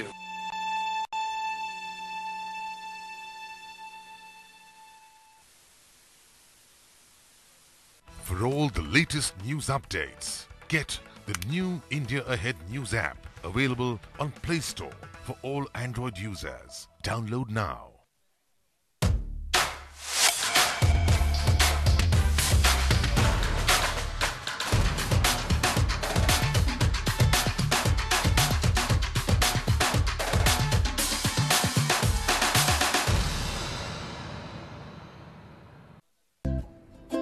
ये Matrix की app क्या कमाल चीज है। What an allrounder. इसके साथ hotel book करो, cab book करो, लंदन में शॉपिंग करो, मैडम तुसाज घूमिए, लॉर्ड्स का टूर कीजिए और दुबई में एक्सक्लूसिव डिस्काउंट्स पाइए। रिचार्ज कीजिए, डेटा ट्रैक कीजिए, फॉरेक्स ट्रैक कीजिए। थके हो यार ऐप के बारे में बोलते बोलते। एक काम कीजिए, खुद ही डाउनलोड कीजिए मैट्रिक्स। कुछ तो बात है इनमें। इंडिया हेड इलेक्ट्रॉनिक चैनल का मैं वेलकम करता हूं। मीडिया पर भी बहुत बड़ी जिम्मेदारी कि हमेशा लोगों को हकीकत बताएं, और मैं उम्मीद करता हूं कि आपका जो चैनल है वो बहुत तरक्की करेगा और लोगों के लिए अच्छी से अच्छी सेवा करते हुए चैनलों में अपना एक अच्छा मुकाम बनाएगा। मेरी जान से मुबारकबाद पेश करता हूं।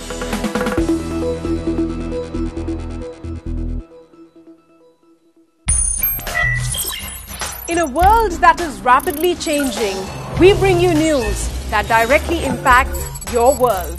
From bilateral agreements to global power play, India has come a long way dissecting facts from fiction. We bring you the bigger picture. Join me, Sana Khan, as I track international news, bringing you perspectives that shape India's world. Watch Weekly World Wrap weekends at 4:30 p.m. only on India Ahead. नमस्कार, मैं हूं आशुतोष राणा और आप देख रहे हैं India ahead.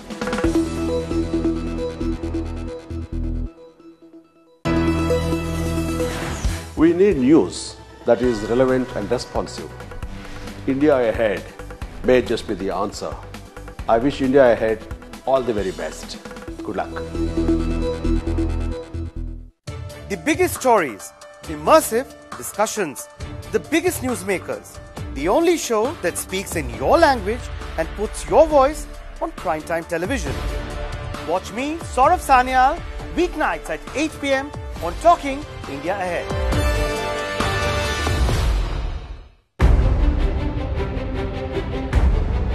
Solutions, not just suggestions.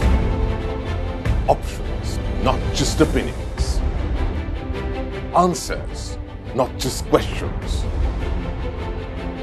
Anything and everything that will take India ahead.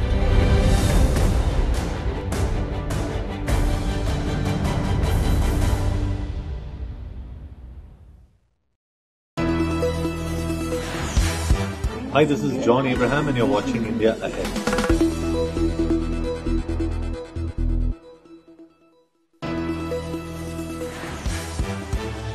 Hi, this is Shahid Kapoor and you're watching India Ahead.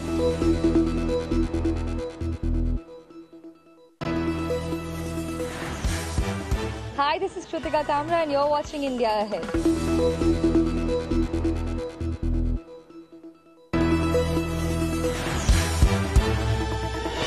Hello everybody and my best wishes to India Ahead channel. They've been doing really well and I wish them all the very best.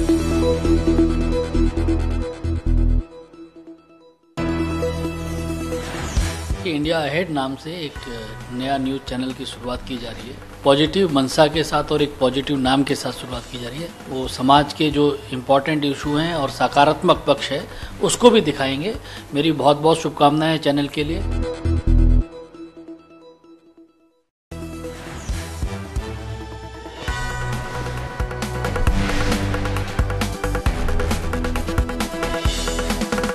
You're watching India Ahead.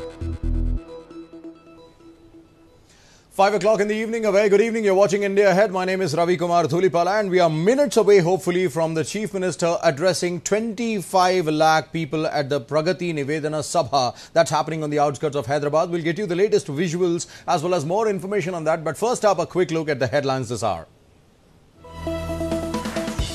It's Pragati Nivedana Sabha all the way. TRS Chief and Telangana Chief Minister K. Chandrasekhar Rao all set to present his party's report card at what is being billed as the mother of all rallies.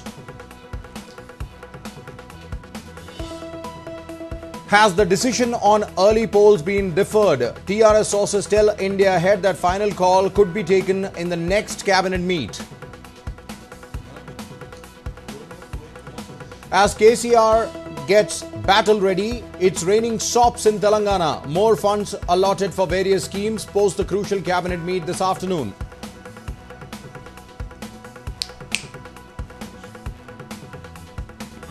It is nothing but political vendetta. Former Haryana Chief Minister Bhupinder Hooda cries foul over FIR against him in Gurgaon land deal scam. Businessman Robert Vadra too says allegations of cheating completely baseless.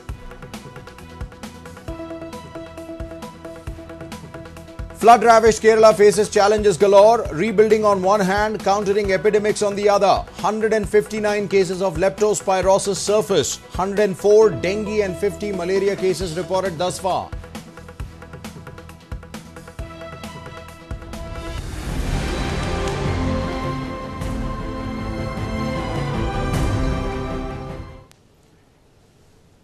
Well, it's being billed as the mother of all rallies and all for the right reasons. If you look at the sea of people who have gathered at the venue in Kongarakalan, it's unimaginable. 25 lakh people have descended from all across the state of Telangana. Targets were given to specific constituencies. They were supposed to bring about 25,000 people at least, and they lived up to the expectation.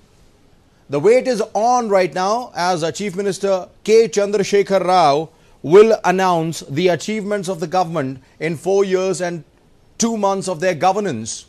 But the big decision that the entire country is waiting for, the big announcement, is whether or not the Telangana chief will go for early elections.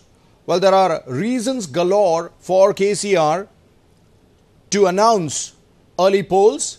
First and foremost, his national ambitions. He has been at the forefront trying to forge together a federal front. Of course, that took a backseat in the past 2 months after that series of meetings with the Prime Minister, with the opposition parties alleging that the TRS was functioning like the B party of the BJP in Telangana. TRS leaders are fairly confident that they should be able to pull off a landslide win in the assembly elections. They claim that 100 seats is a given. We'll talk more about this, but for now, I'm joined in by our senior news editor and my colleague Sakshi Khanna in the studio to first up take a look at the current position as TRS stands right now in the State Assembly as well as their standing in the Lok Sabha. And then, of course, we will have a more comprehensive conversation as to what the aim would be going forward. Sakshi, first tell us the numbers that they currently have. Oh, well, TRS has a very comfortable majority if we talk about here at this point of time at the Telangana Assembly. If you look at the numbers, TRS currently has 82, Congress 17, BJP 5, TDP 3, MIM 7 and others 5. So comfortable majority TRS has, and that's why the Chief Minister can take that decision. But if we go back, in 2014, when the state was formed and the elections were held in 2014, so TRS that time had 63, Congress 21, BJP 5, TDP had 15 seats and MIM had 7 and others were 8. So over these 4 years, the TDP has almost vanished in terms of their MLAs. They all have been taken into, the entire party was merged into TRS, and that's how the number of the TRS had increased. Also, many MLAs from the Congress had also shifted to TRS. So certainly at that point of time, if you see, TRS had 63 seats only. So that is also a sense of worry, because in 119 seats, the other party parties also fared very well, and Congress, which is the key opponent now, that still remains to be a key opponent, and that is what the Congress is even saying, that TRS is nervous and there is an anti-incumbency, and that's why the Chief Minister is going for early poll. So clearly now we can say that TRS has a substantial majority of 82 seats out of 119, but back in 2014, if we see, there was a tough fight, and now also the Congress and the opposition parties, if they unite, if we see Congress, TDP and other parties, be it the Telangana Jana Samiti and other parties, if they combine, so they can form a very strong alliance against the TRS. Thank you so much for getting us those numbers, Sakshi. We would want you to stay with us in the studio as we talk more about this particular aspect. Now, there are multiple reasons as to why KCR could be even thinking of calling in early elections. No, it is not the historic reason of winning the state again. We saw Chandrababu Naidu going for a similar step earlier when he, on the back of Swarna Andhra Pradesh, called in for early elections, though that backfired. And of course, even at the centre, you had Prime Minister Atal Bihari Vajpayee, the late Prime Minister, calling in for early elections, riding on the feel-good factor and the Shining India campaign. That too backfired. Now there, Chandrababu Naidu, the focus was to win back the state. It wasn't really to play a much larger national role. But talking about KCR, the astute politician, he made it evident, he made it absolutely clear almost a year ago that he wanted to play a larger role on the larger canvas at the national level. He got into efforts to forge together a federal front, had a series of meetings with very, very powerful regional leaders, including the likes of Mamata Banerjee from TMC, DMK's MK Stalin. He also met up HD Devagowda and his son, HD Kumaraswamy. There were also a series of meetings that were held with the likes of BJD's Naveen Patnaik, among others. So there was this very, very strong and consistent effort earlier this year, Sakshi, to forge together a federal front of sorts that could challenge both the BJP and the Congress at the centre. Now, those efforts somewhere took a backseat in the past few months, and there were these very, very evident and visible images of the Chief Minister trying to cozy up with the Prime Minister. First up, he had a 45-minute meeting with Prime Minister Narendra Modi, and then that was followed up by another meeting. And again, after the emergency meet that was announced for all the cabinet ministers and TRS leaders, he flew down to Delhi, had a meeting and raised several questions in terms of what he was expecting from the centre, and that was also immediately answered. So right now the position is very open. It becomes important for him to win Telangana very, very handsomely before he could further his national ambitions. Well, that's right. And in fact, KCR going for early polls, that's one of the primary reasons, because if state and general elections are held together, now in that case, there will be BJP, Prime Minister Modi and his effect that will come into play. Also the Congress, in terms of Rahul Gandhi now taking up the ground. So those will be the factors that will affect the state politics. There will be national issues that will really govern the state elections also. Now, preponing that also takes forward the federal front agenda of the Chief Minister, like you rightly mentioned. Now, the other political parties have clearly understood that they cannot go without Congress, and Congress is the key opponent in Telangana. So it is getting very difficult for the Chief Minister to come openly and stand with the federal front when Congress is also part of that federal front. And that is why we saw Chief Minister missing from all the important show of strength of the opposition parties, be it the HDK oath-taking ceremony, or several times when all the leaders, be it Mamata Banerjee, Chandrababu Naidu and other leaders, when they were always in Delhi, only Chief Minister of Telangana, KCR, who was the first runners in the federal front, he was certainly missing. So preponing that will also help him then take a final decision how he wants to take forward the federal front plan. So definitely he has national ambitions. He wants to go full on fighting the general elections. You never know if KCR then later decided to even fight for a parliament seat. Absolutely. Well, that looks like more than a possibility right now, given the urgency that the Chief Minister is showing in calling in for early elections. As Sakshi pointed out, earlier the effort was to forge a federal front, but the moment he realized that Congress cannot be ignored in a combination like that, more so just before the swearing-in ceremony of Karnataka Chief Minister HD Kumaraswamy. Now, reminding our viewers once again, before the election in Karnataka, he had urged the people of Karnataka trying to bring that Andhra and Telangana connection, saying that there are many people from Telangana who are living in Karnataka, and I would personally appeal them to vote for regional parties because they are the ones who will understand the pulse of the state. And even at a crucial juncture when there were discussions going on as to whether there could be a possible coalition between the Congress and JDS, he went up and he met H.D. Devagowda, but was not present on the next day when the swearing-in ceremony was taking place, and which was also billed as a massive show of strength of the opposition parties. Now, before we discuss these equations and the options that are available with the state's chief minister if he manages to win the state handsomely, and that too if he calls in for early polls, let's have a look at what are the options that are actually available with him. Surrounding KCR's Pragati Nivedana Sabha on the outskirts of Hyderabad is whether or not the Telangana Chief Minister will make the much anticipated announcement to have early polls in India's newest state. The primary motivation for the TRS chief to go for early election in Telangana is to return to power by banking on the feel-good factor over the success of his government's flagship programs. Opposition, however, claims that the government is fearing an anti-incumbency factor and does not want to take any chances. In either case, the priority would be to get done with the state elections so that the astute politician in KCR could focus next on the larger canvas, that is, a national role. What are the options that KCR has in the event of the electorate of Telangana giving his party big thumbs up in the assembly elections? No prizes for guessing. KCR would opt for the best option that gives him maximum say in the national affairs. Option 1. Join forces with the NDA.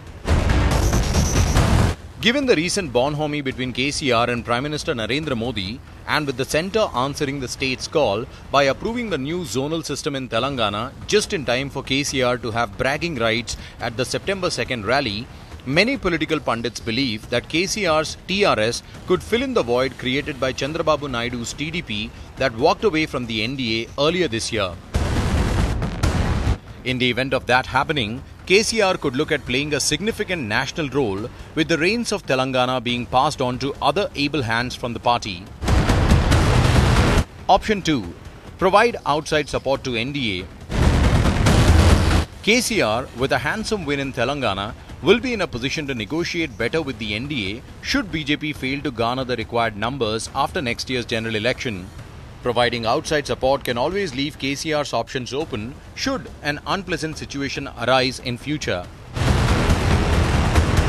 Option 3. Pioneer the cause for a federal front.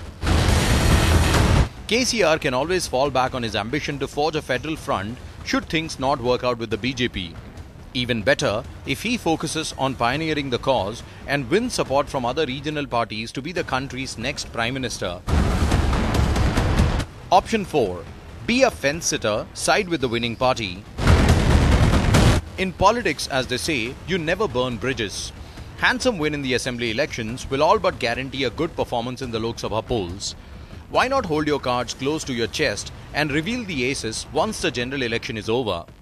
That will make TRS true to its recent statement that it's a regional party that believes in cordial relations with the centre for the benefit of its people.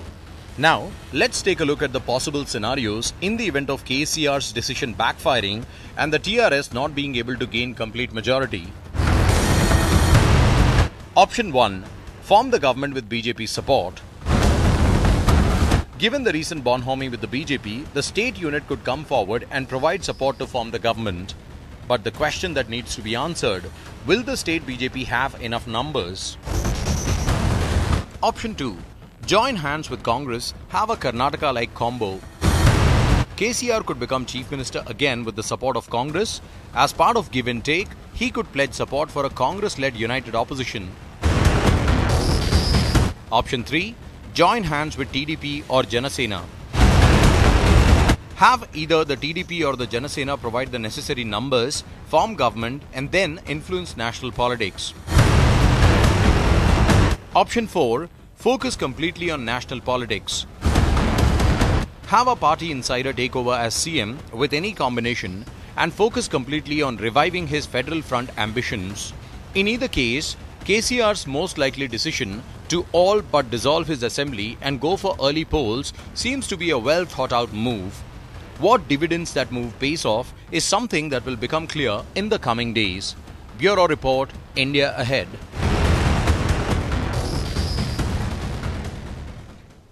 As is the case with all politicians, we love speculating what their next move would be. But the fact of the matter remains that KCR can only further his ambitions of playing a larger role, a significant role on the national arena should he win the state handsomely. Just about there kind of a win will not really help his overall cause and ambition, simply because even if he wants to assert himself, let's say as part of the NDA or the UPA or a federal front, he needs to have those numbers. And that's the reason why what Sakshi showed us earlier became that much more important. Well, but before we talk about this further, let's quickly take our viewers through the meeting that took place earlier this afternoon, the cabinet meet, wherein sources suggested that the matter was not really discussed, though it's difficult to believe. Well, the cabinet met, and though they could not arrive at a final conclusion as to whether or not the decision will or the announcement will happen today, one thing became very, very evident, that they wanted to please the people of Telangana further, and that's the reason why so many SOPs were announced this afternoon. A major decision was taken for the construction of a community building for the backward classes on 75 acres in Hyderabad at a cost of 70 crore rupees. Not just that, even the amount paid to the farmers as part of Raitu Bandhu was revised. It was almost doubled. And there were several other SOPs that were offered to the people of Telangana.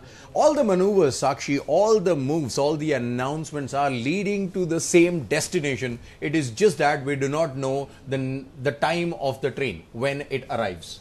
Well, it is going to be quite soon, maybe in next few days only. But today's cabinet meeting, it was kind of likely that a final decision would not be taken, because there are many pending files, there are many schemes that the Chief Minister wants to roll out before they dissolve the assembly and they go into elections. But there has been quite indications from the Chief Minister himself that he wants to go into early polls, and all the party cadre, leaders, ministers, everyone has said that whatever the decision Chief Minister takes, they will abide by that. So certainly there are no second opinions within the party that they don't want to go for early polls, and Chief Minister has shown various reasons why he wants to go to. First is feel-good factor. Certainly there are a whole lot of schemes that have been introduced, so he's happy that people will certainly vote for him and they can be voted back to the power. The second most important is that we did see Congress carry out a yatra, and they were trying to garner support from the people on the grassroots level. Now, the Congress and the opposition have been alleging that TRS has not fulfilled the aspirations of the people. Their issues like unemployment, the agricultural distress still continues. So the Congress yatra was kind of creating an anti-incumbency, and moreover, there was talk of an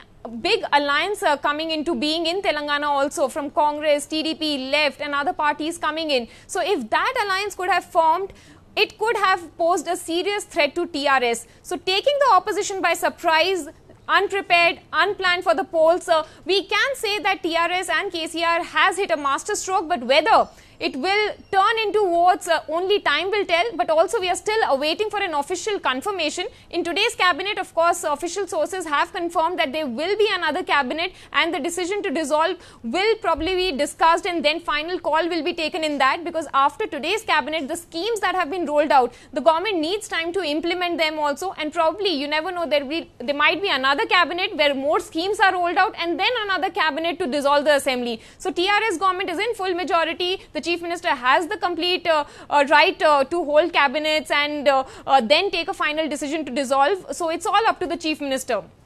Interestingly, the deadline seems to be becoming smaller and shorter as we progress, because the Election Commission more or less will take a call as to when to conduct elections for 4 states in the month of November and December, and that announcement is expected to be made in the next week or so. So at best, KCR and his cabinet leaders as well as the entire party have about a week. Now, within that week, they need to decide whether they are going for it or not. If you look at the indications, yes, indeed, they are going for it.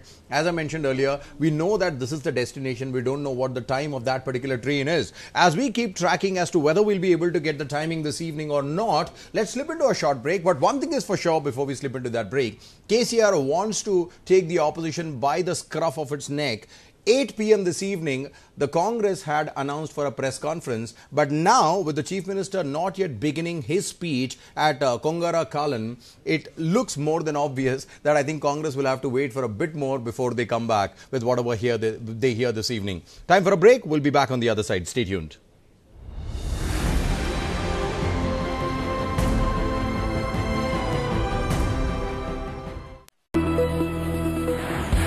India Ahead, which is an English news channel that has been launched, I wish it all the very best, and I hope that the channel is going to be different from the other channels, which will cover real stories, real issues, and also not only just talk about the problem, but also offer solutions. I wish it all the very best.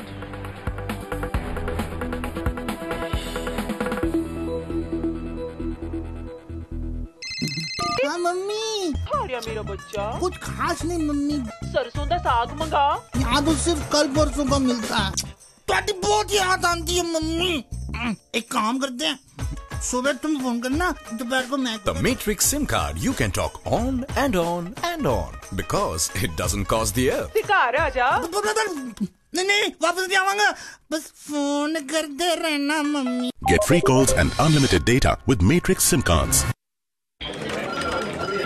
4,900 shares sold. 54 for 2,000 shares. Nifty ने 10,700 के स्तर को पार कर लिया है। आज सुबह से ही रफ्तार में market 5,000 trades of 50. I'm out. तेजी के साथ बढ़ रहा है बाजार। What's he doing? You know what he's doing. It's 15,000 again. Call at 44,000 shares. He's almost got it. Sold. 90 bid away. Not yet almost. That's it.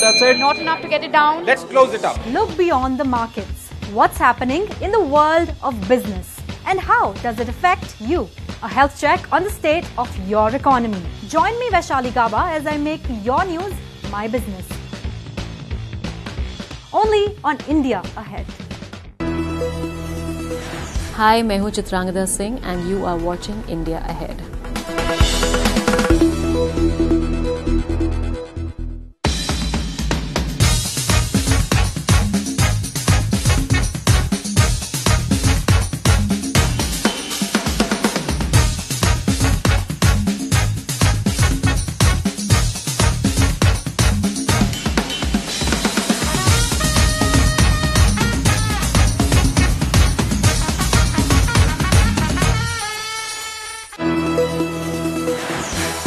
India ahead के दर्शकों को मनोज बाजपेयी की बहुत सारी शुभकामनाएं। Keep watching India ahead.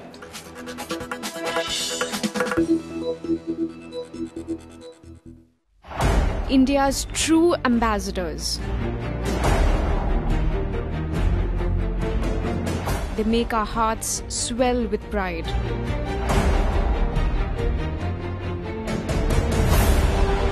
And really I'm happy with silver medal. You standing there and your flag is flying high. It's definitely a proud moment. दो event में medal जीता, सिल्वर मेडल। मुझे बहुत खुशी महसूस हो रहा है, मेरा जो मेहनत किया था इसका फल मुझे मिला। I think there are a lot more medals coming in, lot of achievements coming in from India.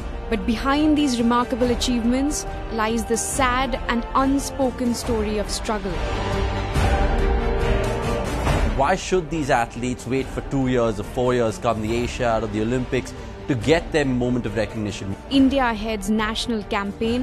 A lot of the discussion around these sports stars, it tends to end with just one mild celebration of that medal. But what change has it got in their lives in this cricket-hungry country often remains a huge mystery. Help the struggling stars of India.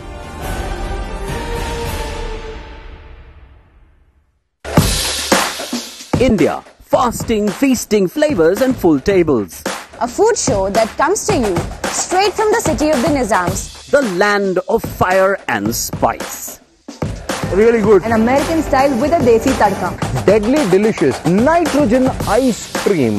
From bamboo biryani to noodle samosas. Exotic bamboo biryani. Kebabs and the local Hyderabadi cuisines. This is all about bubble waffles. From Satvik monsoon to super cool pub grub. The finest of cuisines from around the country. India's food festival begins every Saturday afternoon at 1:30. Only on Mealstone. Health is wealth. Every 1% of GDP spent on health can potentially increase 5% of the country's wealth by preserving lives and deserving livelihoods. By polluting economics and dirty politics, we certainly need a breath of fresh air. Watch me, Sana Khan, as I unearth stories which promise to make a clean and healthy India ahead. Election year is round the corner. Having been cornered, the opposition parties have begun doing the rounds. Will federalism replace alleged feudalism? I am Rishabh Madrin Pratap. Join me as I break the fresh grounds to uncover the ground realities and bring you the politics behind politicians.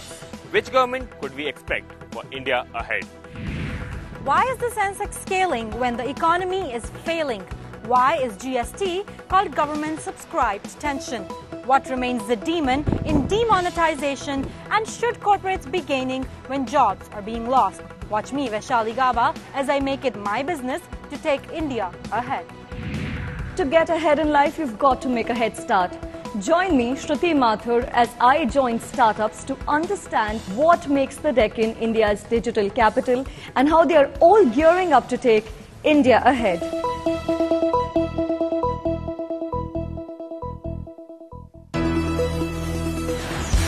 Hi, this is Sonakshi Sinha and I'd like to wish India ahead all the very best.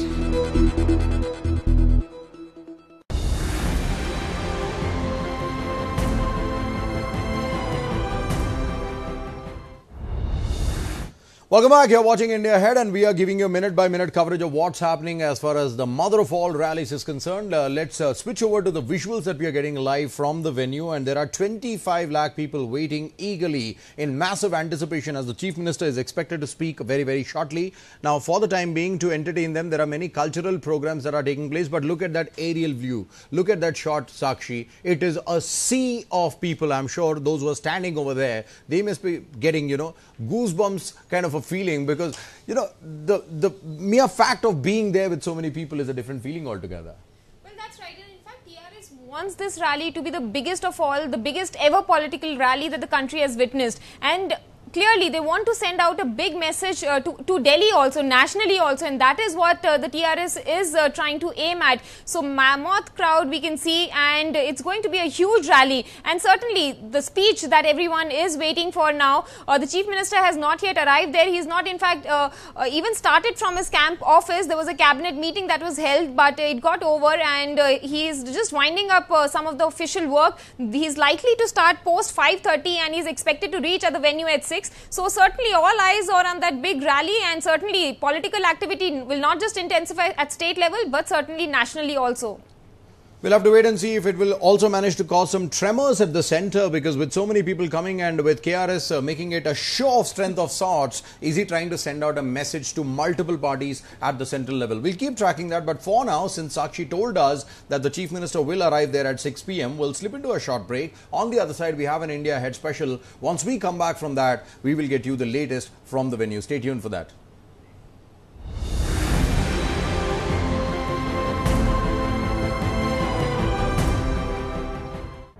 So when was the last time you went to the jungle?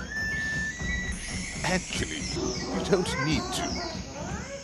Every night, it comes to you for free on the television news channels. बिना पढ़े, बिना तैयारी किए, बिना TV देखे आप आके बैठ गए यहाँ टीवी पे बोलने के लिए। बोल चुके। यहाँ सवाल का जवाब देना होगा। एक सेकंड, आपको जाना है तो चले जाइए। जा रहे हैं हम। चले जाइए। How dare you say you leave? I will say what I want. It's my show.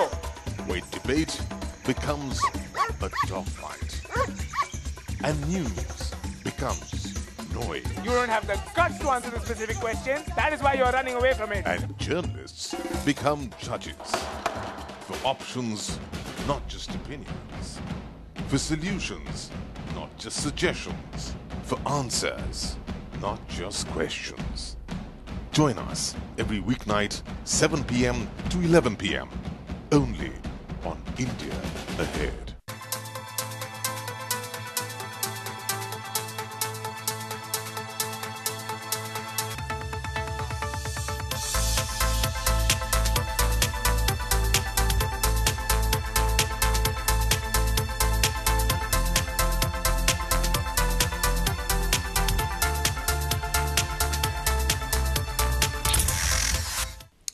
Hello there and a very warm welcome to this weekend sports special with me, Avnish Hegde. And today we're going to be concentrating solely on India's athletes who've done us so proud over the last 15 days or so in Jakarta. And we'll start with celebrating our heroes because at the end of the day, ladies and gentlemen, make no mistakes about their achievements. They've started off with humble backgrounds, all right, but they've certainly done the country very proud. So here's a look at some of the athletes from literally humble beginnings to doing India extremely, extremely proud. The Asian Games have thrown plenty of surprises our way. Displays of sportsmanship, moments of courage, nail-biting finishes and giant killings. This version of the Pan-Asian Games have had it all. One of the more consistent themes of any big sporting event, such as the Asian Games, is the story of those who compete in it. People who leave everything on the line for those few precious minutes on the podium. Some of these sportspersons are from the humblest of backgrounds and have fought hardships all their lives to reach this point.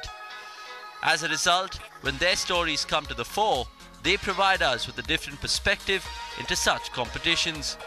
Remarkably, it is an everyday trend in India, which most of our sportspersons tend to be from a modest background. Upon closer inspection, one would find this not to be a coincidence. Instead, it is a consequence of the widespread mentality in our country which deems sports more as a hobby than a profession. Still, there are those few brave souls who, regardless of being from the simplest of beginnings, put everything on the line. Tajinder Pal Singh Toor. When Tajinder Pal Singh Toor threw the shot put over 20.75 metres, he broke the Asian Games record. The 23-year-old also confirmed for himself a gold medal. Elsewhere, his father laid in the bed as he watched his son do the remarkable. Tajinder Pal Singh was born in the village of Khorsa Pandu in Punjab. From an early stage, the youngster showed an inclination towards sports. Perhaps his love for sports came from his father, who used to compete in tug-of-war competitions. However, as the shot putter began to grow, so did his expenses. New shoes, new equipment, health supplements, all were needed for Tajinder Pal to follow his dream. Things got even worse when his father, Karam Singh, developed stage 4 cancer. At that point, the Indian Navy stepped in. The youngster got employed in their services and in return, they agreed to pay all his expenses. Earlier this week, Tajinder Pal threw a record-breaking throw with the whole of Asia watching. He dedicated the subsequent gold medal to his father. Dushyant Singh. Dushyant Singh was the talk of the town a few days ago, not because of his medal but because of the way he won it. The 25-year-old rower finished the race in the third position with high blood pressure, earning plaudits all over the country. 25 years earlier, Dushyant was born into a family of farmers. Growing up, it is likely that he even ever heard about rowing as a sport. And that changed, however, when he joined the army. The rower began plying his current trade in 2012. Within 2 years, he had won an Asiad medal as well, finishing third in Korea. He added to that tally a few days ago when he won the bronze medal in Jakarta. Duti Chand. Duti Chand was born in a below poverty line family of weavers in Jajpur, Odisha. As a result, the first challenge she had to face in her life was to make it a better one for herself and her family. Her second challenge came later when she had to prove to the world that she did not do anything wrong. In 2014, the sprinter was found to have raised testosterone levels in her body. It was indeed a rare condition seen in female athletes all over the world. However, Duti fought yet another battle to regain her right to compete. She did so at this year's Asian Games, where she won the silver medal in not just one event, but two, the 100 meters and the 200 meters. Swapna Burman. As with a lot of Indian sportspersons, Swapna Burman rose to fame almost overnight. However, it was not due to her performances in the heptathlon event. Instead, her popularity was due to a picture floating around, which saw her compete despite having a bandage on her face. Behind Swapna's overnight fame, however, were years of hard work and pain. The 7-event athlete was born to Panchanan and Basanan Burman in 1996. Her mother worked in a tea estate while her father was a rickshaw puller. Moreover, she was born with 6 toes. In 2013, Swapna's father suffered a stroke, which left him bedridden. As a result, the family's finances dwindled. The athlete then took up the responsibility of the house and provided for her family while working through the pain barrier. She still looks after her family, helping them build their life back. They must have been proud to see Swapna win the gold medal on one of the biggest stages in the world. Neeraj Chopra. Neeraj Chopra is the man of the moment. The youngster was India's flag bearer at this year's Asian Games. He also stole the show by destroying his competition in men's javelin. Such was Chopra's domination that his worst throw ended up being more than the silver medal won. Chopra, however, had humble beginnings too. The javelin thrower was born into a family of farmers. His father worked in the fields while his mother at home. He had two sisters as well that made up the household. Lack of funds saw him learn the basics of javelin via YouTube instead of formal training. Nevertheless, once his talent was spotted, he quickly rose through the ranks and is currently one of India's most prominent sporting prospects. Jyoti Surekha Venam. Jyoti's family support, which led to the archer continue in her field, and her family even shifted from Guntur to Vijayawada to give her success to better sporting facilities. With the support of her family, the Indian archer rose to new heights. She was a part of the team that proved to be the archers' saving grace by winning the silver medal. Saurabh Chaudhary. The first gold medal for India at the 18th Asian Games came from a familiar yet surprising source. While many wagered that it would be shooting which would open India's medal tally, none would have imagined the shooter responsible. After all, Saurabh Chaudhary is just 17. The youngster hails from a farming background as well. His father, the primary source of income in the family, and when the youngster is not training, he helps his father in the field. Discipline and a steady hand is something he has acquired from this. Those two attributes proved to be essential as Saurabh shot his way to the gold medal. While nobody would have been expecting the youngster to do so then, they wouldn't be making the same mistake in the future. Divya Kakran. 17-year-old Divya Kakran is a force to be reckoned with. The youngster has fought the world over and won on several occasions. The wrestler comes from a North Delhi family. Her father sells langots while her mother does the sewing work. Things have been tight for the Kakran family. However, situations eased up when Divya started competing professionally. She and her father toured the country, winning several competitions, and as a result, the young wrestler was bestowed with several cash prizes. Nevertheless, as with any sports person, Divya's aim was never the moon. Instead, it was the glory of winning an international medal. She did so when she won the bronze in her weight category. As is the thing with sports, they prove over and over again that one doesn't need an extravagant background to be a champion. All they need is the dedication, the hard work, and of course, the hunger to win. The athletes mentioned above fall under that category, rising from the humblest of backgrounds, and they are now standing at the very top. Sports Bureau, India ahead. Remarkable tales indeed from each of our athletes doing us proud. And guess what? It is India's best ever performance at an Asian Games since the inaugural of 1951. Now, that's not all we have in today's Sports Weekend show. We have much more alongside that.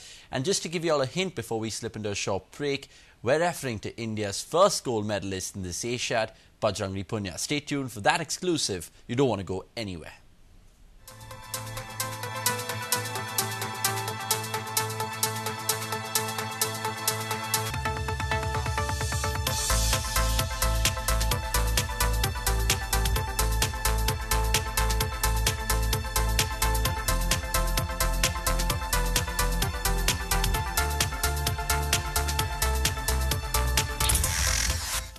For all the latest news updates, get the new India Ahead News app available on Play Store for all Android users. Download now.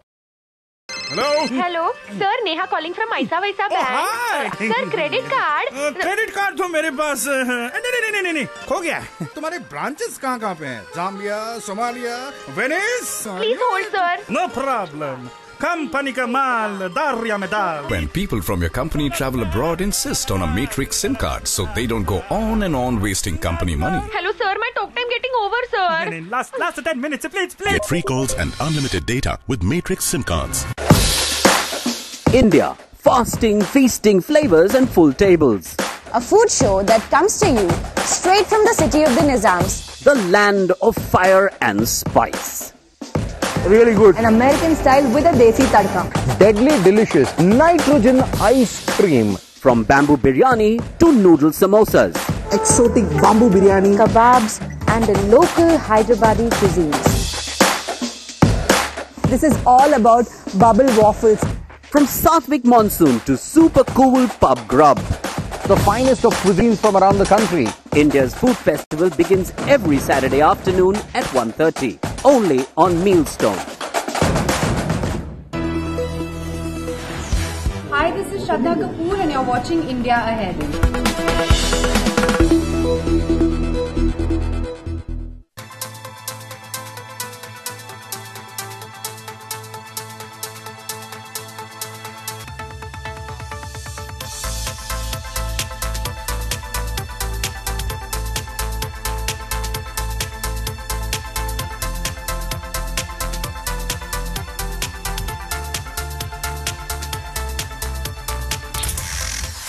Welcome back, ladies and gentlemen. Now, we're bubbling up nicely in this Asian Games and it's reached the climax of the competition. But one man who did India extremely proud was wrestler from Haryana, Bajrangi Punia. He indeed won the first gold, which got things off to a rollicking start for Team India in Jakarta. So here's more with my colleague Harshit Arora catching up with the wrestler himself in the backyard of his hometown. At only 24, he already has a bronze medal at the World Championships, a gold medal at the Commonwealth Games, and most recently, a gold medal at the Asian Games. I'm talking of none other than Bajrang Punia. Bajrang, thanks for taking out the time and joining India Ahead. Thanks a lot. Thank you. Bajrang, my first question to you. आपने wrestling कब start करी थी? When did it all start? And why freestyle wrestling?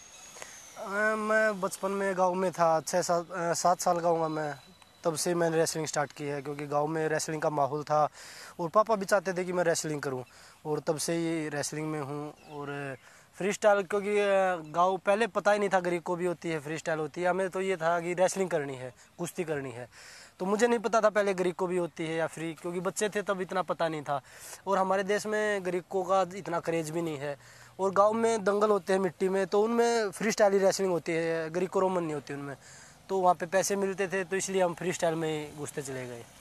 आपने बताया आपने बहुत छोटी उम्र से ही रेसलिंग स्टार्ट कर दी थी, माहौल था वहाँ पे, but what is that inspiration? आपको क्या इंस्पायर करता था कि मुझे और कोई स्पोर्ट नहीं, मुझे रेसलिंग में ही जाना है? देखिए मैंने बताया अभी कि मेरे गांव में कुश्ती का माहौल था, एक नरेंद्र पहलवान है, भारत केसरी पहलवान थे, मिट्टी में खेलते थे, मैट पे भी खेलते थे, मेरे गांव के थे, उन्हीं के साथ में गांव से उन्हीं के साथ में गया था मैं। तो मिट्टी में खेलना इसलिए अच्छा लगता था कि भाई वहाँ पैसे मिलते थे, कुश्ती में गांव में मिट्टी में दंगल होते थे तो वहाँ पैसे मिलते थे, तो इतनी घर की स्थिति अच्छी नहीं थी तो पैसे मिलते थे तो खुश होते थे कि भाई हाँ मुझे पैसे मिले हैं, तो बच्चे थे जब तो 1-2 रुपए मिलते थे तो उन्हीं में खुश हो जाते थे, तो इसलिए क्योंकि और कोई गेम होता नहीं था, गांव में कुश्ती होती थी, हर गांव में कहीं गांव के पास है 10 किलोमीटर दूर है 15 किलोमीटर ऐसे ही कुश्ती होती थी। आपने बताया कि क्या कहते हैं वहाँ कुश्ती का माहौल बहुत था, बट हम एक ऐसे देश में हैं जहाँ क्रिकेट हर जगह होता है, जहाँ क्रिकेट है, फुटबॉल भी बहुत अच्छा मोमेंटम गेन कर रहा है, बट इन स्पोर्ट्स की तरफ आपकी कभी इंक्लिनेशन नहीं रही? Were you always clear in the head कि मैं रेसलिंग ही करूँगा? देखिए मैंने बताया आपको कि क्रिकेट पैसे का गेम है और घर की स्थिति इतनी अच्छी नहीं थी, तो गांव में बच्चे क्रिकेट भी खेलते थे पर वो बस गांव में ही खेलते थे, रेसलिंग तो हर जगह गांव में होती थी और मुझे क्रिकेट वैसे पसंद नहीं है बिल्कुल भी, तो इसलिए मैं क्रिकेट तो मैं कभी खेला गांव में भी नहीं खेला कभी, मैं रेसलिंग पे ज़्यादा ये था कि भाई क्योंकि पापा का भी सपना था, पापा इतने अच्छे पहलवान तो नहीं थे पर वो मतलब उनका ये था कि भाई मेरा लड़का कोई भाई या मैं कोई पहलवान बने, तो उनका सपना था कि भाई कोई पहलवान बने घर में। आपने हमें बताया कि ऐसा सब रहा, हमने I have done a little bit of research on you. In 2015 आपकी फैमिली सोनीपत आ गई थी ताकि आपको यहाँ स्पोर्ट्स अथॉरिटी ऑफ इंडिया पास में रहे, so that you could practice better. इस बारे में कुछ बताएंगे, आपका फैमिली सपोर्ट कैसा रहा था? उन्होंने शिफ्ट कर लिया आपकी प्रैक्टिस के चक्कर में, बट आई एम श्योर ये सिलसिला थोड़ा लंबा रहा है, आपने बचपन से शुरू कर दिया, तो फैमिली सपोर्ट कितना इंपॉर्टेंट था? देखिए, फैमिली का सपोर्ट है तभी मैं आज यहाँ पे हूँ, क्योंकि फैमिली अगर सपोर्ट नहीं करती तो मैं घर से बाहर नहीं आता। तो पहले तो फैमिली ने सपोर्ट किया तभी मैं आगे निकला। और पहले 2015 में हमने सोनीपत में शिफ्ट किया है, तो उससे पहले तो हम शिफ्ट नहीं कर सकते थे। वो वहाँ पे जब कॉमनवेल्थ गेम्स में मेडल जीता था, एशियन गेम्स में मेडल जीता था 2014 में, तो पैसे मिले थे तो यहाँ पे घर लिया था। तो पहले हम घर नहीं ले सकते थे, इसलिए शिफ्ट नहीं कर रहे थे, घर वालों की मजबूरी थी। और उसके बाद जैसे आपने बोला था कि भाई घर वालों का कैसे सपोर्ट है, मैं घर में बहुत कम जाता था, साल में एक बार चला गया, 1.5 साल में जब बाहर रहता था तो मम्मी पापा हमेशा यही बोलते थे कि भाई आप आते नहीं घर पे, हमारा भी मन करता है मिलने का, आप हमें कभी मिलते ही नहीं हो, तो हम आ जाएंगे आपसे मिलने। तो मैं ये बोलता था कि कोई नहीं, रेसलिंग छोड़ने के बाद घर पे ही रहना है मुझे, ये नहीं कि भाई मैं बाहर ही रहूँगा, तो आपके पास ही रहना है मुझे। तो वो मान नहीं रहे थे, इसलिए गांव छोड़ के सोनीपत आना पड़ा कि भाई हम अपने हाथ से जैसे दूध घी मक्खन पहुंचा सकते हैं आपका नज़दीक होने के लिए, तो इसलिए सोनीपत में शिफ्ट करना पड़ा। उसी साल में जब आप शिफ्ट हुए, another special thing happened to you, you were conferred with the Arjuna award. वो फीलिंग कैसी थी? एक अर्जुना अवार्ड जब आपको मिला, what was it all like?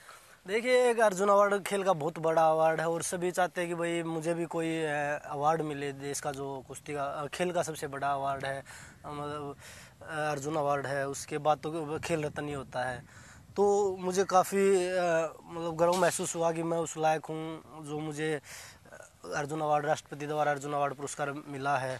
तो बहुत अच्छा लगा। और फैमिली को भी, ये मम्मी साथ में थी, पापा भी साथ में थे, भाई था, तो बहुत अच्छा लगा कि भाई हाँ, जो हम सपना देख रहे हैं वो सफल होता नजर आ रहा है। अर्जुना अवार्ड की बात हुई, आपने कैसे खेल स्टार्ट करा वो बात हो गई। इस सब के बीच में एक बहुत इंपॉर्टेंट किरदार आते हैं योगेश्वर दत्त और आपके फादर।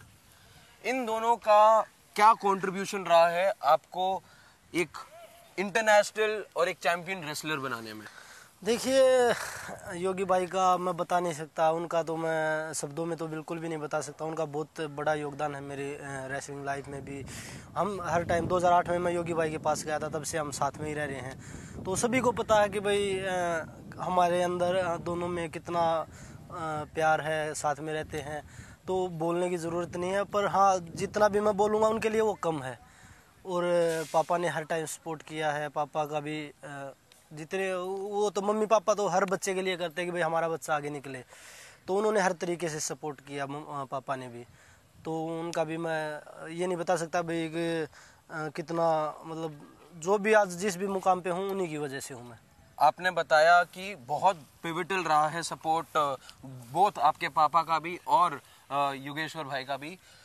बट आपने, क्योंकि आप उनके साथ बड़े भी हुए हैं, आपने उनका रेसलिंग स्टाइल भी क्या कॉपी करा, या आप चाहते थे आप एक नेचुरली जो आपको आता है वही चीज रहे, या you started picking those things from Yogeshwar, जैसे वो रेसल करते हैं, जैसे वो एक टेक्निक जो अडॉप्ट करते हैं, कुछ टेक्निकलिटी एस्पेक्ट में भी did you pick things from him?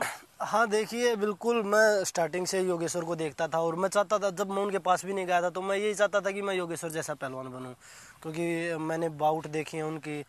तो मुझे आज तक इंडिया में ऐसा रेसलर कोई भी नहीं देखा जो मतलब 2 सेकंड 3 सेकंड में कुश्ती को चेंज कर देते थे लास्ट सेकंड में। तो उन जितनी विल पावर मुझे आज तक किसी रेसलर में नहीं देखी इंडिया में। और रेसलिंग के साथ साथ एक अच्छे इंसान भी हैं, तो मैं उनकी जैसे बनना चाहता था स्टार्टिंग से ही। और हर आदमी का तरीका अलग अलग होता है रेसलिंग खेलने का, मेरा अलग है, योगी भाई का अलग है। तो कुछ ना कुछ जो टेक्निक है वो, ये नहीं कि योगी भाई जो लगाते हैं वो मैं वो ही लगा सकता हूँ, नहीं भी लगती। तो ट्राई हम हर बार करते हैं, कुछ ना कुछ सीखते ही रहते हैं। जैसे योगी भाई खेलते हैं उसी तरीके से हम भी सीखते रहते हैं कि भाई योगी भाई ने ये टेक्निक लगाई है तो मैं भी लगाऊं ये। पर स्टाइल अलग अलग है, मैं अलग स्टाइल से खेलता हूँ, योगी भाई अलग स्टाइल से खेलते हैं। तो हर टेक्निक तो नहीं लगती, पर मैं कोशिश करता हूँ कि मैं उनकी तरह खेलूँ। आप बिल्कुल चाहते हैं कि आप उनकी तरह खेलें। Talking about style and technique, आपके फादर ने भी आपको बहुत ज्यादा नर्चर करा था in those initial few years, he provided you with that environment. Coaching में भी उनका कोई रोल रहा था आपकी? नहीं देखिए, जब गांव में थे तभी कोई मतलब मिट्टी में खेलते थे तब कोई टेक्निक बता देते थे एक दो। कभी खेत में जा रहे हैं तो खेत में बता देते थे। तो पापा खेती करते थे तो कभी खेत में गए पापा के पास तो वहाँ बताने लग जाते थे, उनको भी शौक था। पर वैसे अखाड़े में आके कभी नहीं। अखाड़े में आके तो कोचेज थे हमारे, कोच है श्री रामफल जी मान है, और यहाँ इंडिया कैंप में आने के बाद जगमेंद्र जी हैं, सुरजीत मान जी हैं, अनिल मान हैं। तो हमारे यहाँ पे कोच अलग होते हैं इंडिया कैंप में आने के बाद, और सेंटर पे जाते हैं तो योगी भाई हैं, रामफल कोच साहब हैं, उनके साथ ट्रेनिंग करते हैं। तो अलग अलग हर आदमी से कुछ ना कुछ सीखने को ही मिलता है। आपने बताया यहाँ कोच अलग है, वहाँ कोच अलग हैं back home. How is it difficult to manage, मतलब from one coaching style to another, from one setting to another? तो उस ट्रांजिशन में भी कोई डिफरेंस रहा था? देखिए, हर जैसे आप रेसलिंग करते हो, मैं रेसलिंग करता हूँ, तो आपकी कोई फेवरेट टेक्निक है तो आप बता सकते हो। मेरी को रेसलिंग हम जितना सीखेंगे, जितना उसके अंदर घुसेंगे, उतना ही ज़्यादा हम सीख सकते हैं उसको। उसके अंदर घुसेंगे तो सीख सकते हैं उस चीज़ को। तो हर आदमी का अलग अलग बताने का तरीका होता है। तो रेसलिंग एक ऐसा गेम है जिसको हम सीखते ही रहेंगे, जब तक हम करेंगे उसको सीखते ही रहेंगे। वो हमें कभी पूरा नहीं है कि भाई मुझे पूरी रेसलिंग आती है। ऐसा कोई रेसलर नहीं है कि वो बोल सकता है कि मुझे पूरी रेसलिंग आती है, हर टेक्निक आती है। टेक्निक के ऊपर टेक्निक होती है, तो हर आदमी का बताने का तरीका अलग होता है। तो वो इंटरेस्ट आप किसी रेसलर को होना चाहिए कि भाई वो कैसे कैच करता है उसको जी। तो हर आदमी से कुछ ना कुछ सीखने, ये नहीं कि भाई कोचेज ही सिखाते हैं। जो हमारे से छोटा रेसलर है, कोई बच्चा है, कोई अच्छी टेक्निक लगाता तो उससे भी पूछ लेते हैं कि भाई ये टेक्निक आपने कैसे लगाई है, उसका तरीका कैसे है। ये नहीं कि भाई मैं बच्चे से नहीं पूछ सकता। तो इसमें कोई शर्म नहीं। रेसलिंग में कोच भी होता है, तो कोई बच्चा रेसलिंग करते देखा भाई अच्छी टेक्निक लगा रहा है तो उससे हम सीख सकते हैं। Talking about 2018, this particular year, it's been very successful for you. Gold medal at the Commonwealth Games down under, then another gold medal at the Asian Games only a few days back. How does that make you feel? It's been a splendid year for you. आपको कैसा लग रहा है? You got off to a flyer. What does that make you feel? देखिए, ये 2017 और 2018 मेरे लिए बहुत अच्छा रहा है। और मैंने एक वर्ल्ड चैम्पियनशिप में सिल्वर जीता था। उसके बाद तो गोल्ड ही गोल्ड है, 6 या 7 गोल्ड है। तो वो लगातार चल रहे हैं। और मैं कोशिश, बस यही देशवासियों का आशीर्वाद और प्यार है, दुआएं हैं, जो मैं इस तरीके से चल रहा हूँ। और कोशिश करूँगा कि भाई 2000 अभी वर्ल्ड चैम्पियनशिप है अक्टूबर में, 20 अक्टूबर से, और उसके बाद ओलंपिक है। तो मैं कोशिश करूँगा ये परफॉर्मेंस है जो मेरी ऐसे ही चलती रहे और मैं आगे और अच्छा करूँ। अगर हम बात करें जाए मेडल्स टैली की, I think this that one elusive medal of that one very special medal that of the Olympics that is probably missing right now in the cabinet. वो is that the only thing that you are eyeing right now? Is that the ultimate aim? हाँ बिल्कुल, मेरा भी सपना है कि मैं Olympic medal जीतूँ। और सभी देशवासी उम्मीद करते हैं कि बजरंग, जहाँ भी जाता हूँ मैं तो लोग बोलते हैं कि भाई आपसे हमें ओलंपिक के मेडल की उम्मीद है और आप वो कर सकते हो। और सभी देशवासी यही बोलते हैं कि भाई हमारे पास ओलंपिक गोल्ड नहीं है, सिल्वर भी है, ब्रोंज भी है जी। तो मैं कोशिश करूँगा और सभी देशवासियों से दुआ प्रार्थना करूँगा कि आप मुझे दुआ दीजिए, आशीर्वाद दीजिए। जो मुझसे उम्मीद करते हैं मैं उनको पूरा करूँ। कभी भी दुआ की बात करी, ब्लेसिंग्स हमारे देश में हम we were very attached to our family, our friends, तो blessings mean a lot to us, but that often at times turns into a lot of let's say weight on an athlete. कभी आपको ऐसा लगा है कि आप बहुत burden हो जाओगे इस सब से, कि एक्सपेक्टेशन बहुत ज़्यादा हो गई है, आपको बर्डन लग रहा है, लोग आसपास बात क्या बोलेंगे, क्या मेरा है, कुछ इस तरह का प्रेशर आपको? नहीं, मैं बिल्कुल भी प्रेशर नहीं लेता। मैं जब भी मैं रेसलिंग मैट पे उतरता हूँ तो मैं बस ये सोचता हूँ कि जो मैंने ट्रेनिंग करी है मैं वो मैट पे दिखाऊँ कि भाई हाँ मैंने ये ट्रेनिंग करी है और मैं उसका 100% मैट पे दूँ। मैं बिल्कुल भी प्रेशर नहीं लेता। जब भी मेरी बाउट होती है मैं फ्री माइंड होकर खेलता हूँ। ये नहीं कि हार होगी जीत होगी, बस मैं अपनी तरफ से बेस्ट करने की कोशिश करता हूँ। और ये कभी मैं सोचता नहीं कि लोग क्या बोलेंगे मेरे बारे में अगर मैं मेडल नहीं लेके जाता तो, क्योंकि एक खिलाड़ी जानता है अगर वो हार के आता तो उसको कितना दुख होता है, उससे ज़्यादा कोई नहीं जानता। बस लोगों का काम तो बोलना है, मेडल नहीं आता तो बोल देते कि भाई मेडल नहीं आया, तो उसको ये नहीं दिखते कि भाई वो ट्रेनिंग जो रेसलर आते हैं वो भी खेलने के लिए आते हैं, वो हारने के लिए नहीं आते, वो भी मेडल के लिए आते हैं। तो उनका बोलने का तरीका, कुछ आदमी होते हैं जो बोलते हैं और जो खेल से जुड़े हुए हैं और जो खेल के बारे में जानते हैं उनको पता है कि मेडल कितना मुश्किल होता है लेके आना। तो मैं ये कभी नहीं सोचता कि कौन मेरे बारे में क्या बोलेगा, बस मैं अपनी तरफ से बेस्ट करने की कोशिश करता हूँ। आपने बिल्कुल सही बात बोली। कोई भी एथलीट नहीं चाहता कि वो हार कर आए या डिसअपॉइंट हो या आसपास वालों को डिसअपॉइंट करे। आपका रन बहुत अच्छा रहा है 2017-18 में, जैसे आपने बोला। If I want to ask you, एक स्पेशल मोमेंट, एक स्पेशल मेडल अभी जो आपके दिल के सबसे करीब है, which one would that be, that medal which is extra special to you? अभी एशियन गेम्स का ही है, क्योंकि 28 साल बाद योगी भाई ने जीता था वो मेडल, और मैंने उसको कंटिन्यू रखा है कि लोगों को वेट ना करना पड़े उस चीज़ के लिए। तो मेरे लिए स्पेशल ये है कि भाई हमें 28 साल बाद जो मेडल मिला था उसके हमें 4 साल बाद दोबारा से मिला है वही मेडल, कि हमें वेट ना करना पड़े देशवासियों के, कि भाई हमें 1986 में मेडल मिला था, गोल्ड मिला था, करतार पहलवान ने जीता था, उसके बाद योगी भाई ने जीता था, तो उसके बाद मैंने जीता है जी। तो और ये मेरे लिए सबसे मतलब खुशी की बात है कि भाई हाँ, जो मुझसे उम्मीद की जा रही थी मैंने उनको पूरा किया। बिल्कुल, there's no doubt that you did rise to the expectation and the hopes that we all had. My final question to you, Bajrang, what's the mindset like? What was the mindset like जो आपकी ये special medal की जो आपने बात करी and your latest gold medal as well? What was the preparation like going into the big final? देखिए, coaches होते हैं वहाँ पे, तो वही प्रिपेयर करते हैं कि भाई आपने ये ऐसे लड़ना है, इसके साथ ऐसे खेलना है। तो कोचेज ही माइंड सेट करते हैं, और कुछ हम अपने आप करते हैं कि भाई हाँ मुझे, क्योंकि सभी रेसलर का पता है कौन कैसे खेलता है, तो उन्हीं की वीडियो देखते हैं, तो उसी से ये होता है कि क्योंकि रेसलिंग के टाइम पे तो हम मतलब डॉक्टर से नहीं मिल सकते कि भाई हम माइंड सेट कैसे करें, साइकोलॉजिस्ट से नहीं मिल सकते, तो वहाँ पे तो कोचेज ही होते हैं जो हमारे साइकोलॉजिस्ट भी होते हैं और कोच भी होते हैं। हर उस टाइम पे वही सब कुछ होते हैं और वही बताते हैं कैसे खेलना है, इसके साथ कैसे खेलना है, तो उन्हीं के अकॉर्डिंग चलते हैं कि भाई हाँ कोच साहब ने ऐसे बोला है। क्योंकि अगर हम मैट पे जाते हैं तो हमें पता नहीं है क्या गलती कर रहे हैं, अगर वो 30 सेकंड का टाइम होता है, रेस्ट टाइम होता है, उसमें हम आते हैं तो उसी में कोचेज बताते हैं कि भाई ये गलती है, सामने वाला इस पे अटैक कर रहा है तो इस पे ध्यान दीजिए, तो कोचिंग ही बताते हैं उस टाइम पे। जी Bajrang, I'll just end this up by saying and congratulating you for this latest victory of yours. We at India Ahead would like to congratulate you for this latest feat that you've just achieved and wish you all the very best for that one medal that you've been eyeing, and we hope that you get it soon. Thanks a lot, Bajrang. Thank you. That was Bajrang Punia, the gold medalist from the Asian Games, the Commonwealth Games, and who has his eyes on that gold medal in the Olympic Games. With camera person Gaurav, this is Harshit Ahuja for India Ahead. And well, that's all we have in this weekend special. Thanks so much for watching. I'm Avnish Hegde. Until we meet the next time, keep watching India Ahead for more news and updates.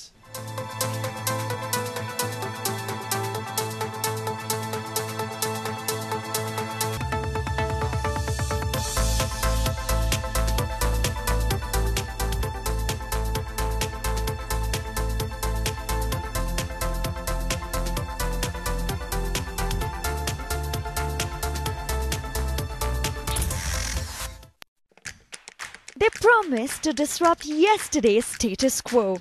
They look to provide solutions where others are still asking questions. Bold, sharp, savvy, they dare to dream. But is the startup landscape churning inspiring stories? Join me, Shruti Mathur, as I try to understand not just what makes India among the world's startup capitals, but also what makes the Deccan the startup capital of India and what really goes into taking India ahead. I'm Kanna Nath and you're watching India Ahead. The biggest stories, immersive discussions, the biggest newsmakers. The only show that speaks in your language and puts your voice on primetime television. Watch me, Saurav Sanyal, weeknights at 8 p.m. on Talking India Ahead.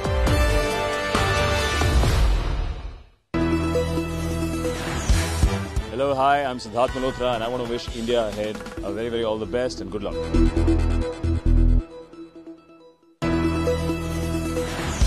Hi, this is Aerwyna Tandon और आप देख रहे हैं India Ahead. Always ahead.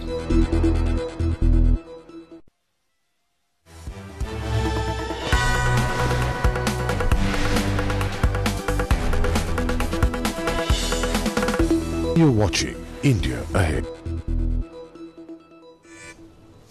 Minutes away from the man of the moment talking, yes, you heard it right. Our sources are telling us that KCR has left Pragati Bhavan and is heading towards the venue of the masses, the biggest rally. And there are more than 25 lakh people who are already waiting with eagerness, with anticipation. We'll keep tracking all that. We'll get you the latest visuals. For now, a quick look at the headlines this hour. It's Pragati Nivedana Sabha all the way. TRS Chief and Telangana Chief Minister K. Chandrasekhar Rao all set to present his party's report card at what is being billed as the mother of all rallies.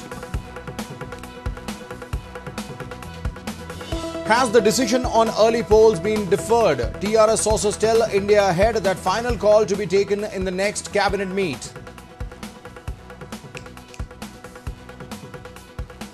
As KCR gets battle ready, it's raining sops in Telangana. More funds allotted for various schemes post a crucial cabinet meet this afternoon.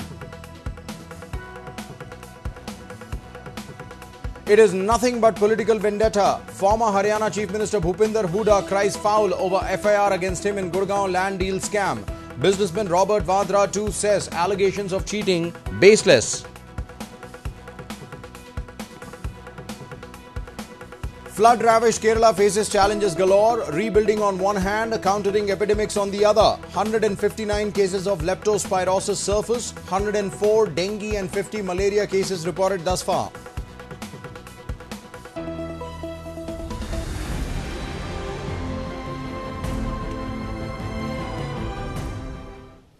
Well, that's the big story that we are tracking this evening. Chief Minister of Telangana and TRS Chief K. Chandrasekhar Rao is all set to address a mammoth audience. 25 lakh plus people have already gathered at Kongarakalan, the venue of the biggest rally in recent times.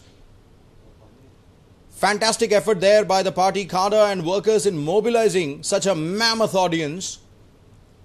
They were still uncertain till about last week as to whether they could conduct the rally on the 2nd of September. Only last week it was finally announced with an affirmative that the September 2nd rally will go ahead as planned, and since then preparations have been underway. What you see on your screens are live visuals that are coming to us from Kongarakalan, about 30 kilometers away from the Rajiv Gandhi International Airport on the outskirts of the Telangana capital.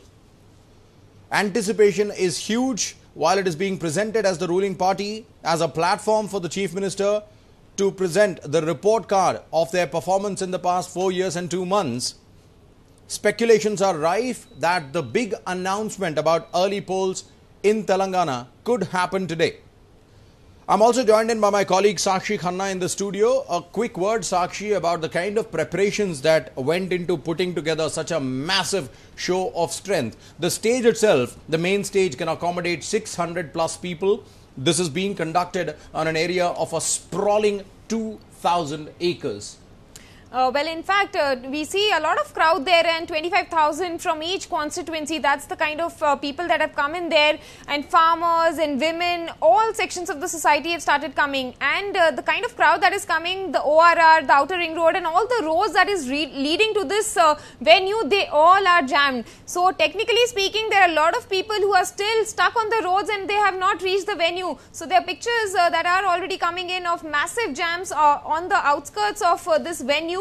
So there's a huge crowd and elaborate security arrangements also have been put in place, and people who can't really see the stage, special TV screens have been put up so that they can hear and see whenever the Chief Minister is making that address, what he is saying, they can really hear him and see him. So elaborate arrangements, and TRS wants to show this as a show of strength and also aim at making it as the biggest of the political rally in the country. So now all eyes are on the Chief Minister's address. He's already left from Hyderabad and any minute he is expected to reach at the venue.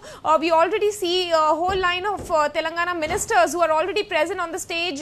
So all eyes now on the big rally, but we also see that all through the day, as the TRS was gearing up for this big rally, the opposition parties were also raising a lot of questions. So the political slugfest has already begun, and now that is only going to intensify post the address of the Chief Minister. Well, the slugfest in reality has been on for the past several days. The Congress has been alleging that this mass rally is nothing but a sign of nervousness of the ruling party. The Congress says that TRS has failed the people of Telangana, failed to live up to its promises, and that's perhaps the reason why they want to cover it up and maybe go for early polls. Let's quickly show the war of words between the two parties. We have KTR from the TRS, and of course there are responses coming in from Uttam Kumar Reddy. Take a look.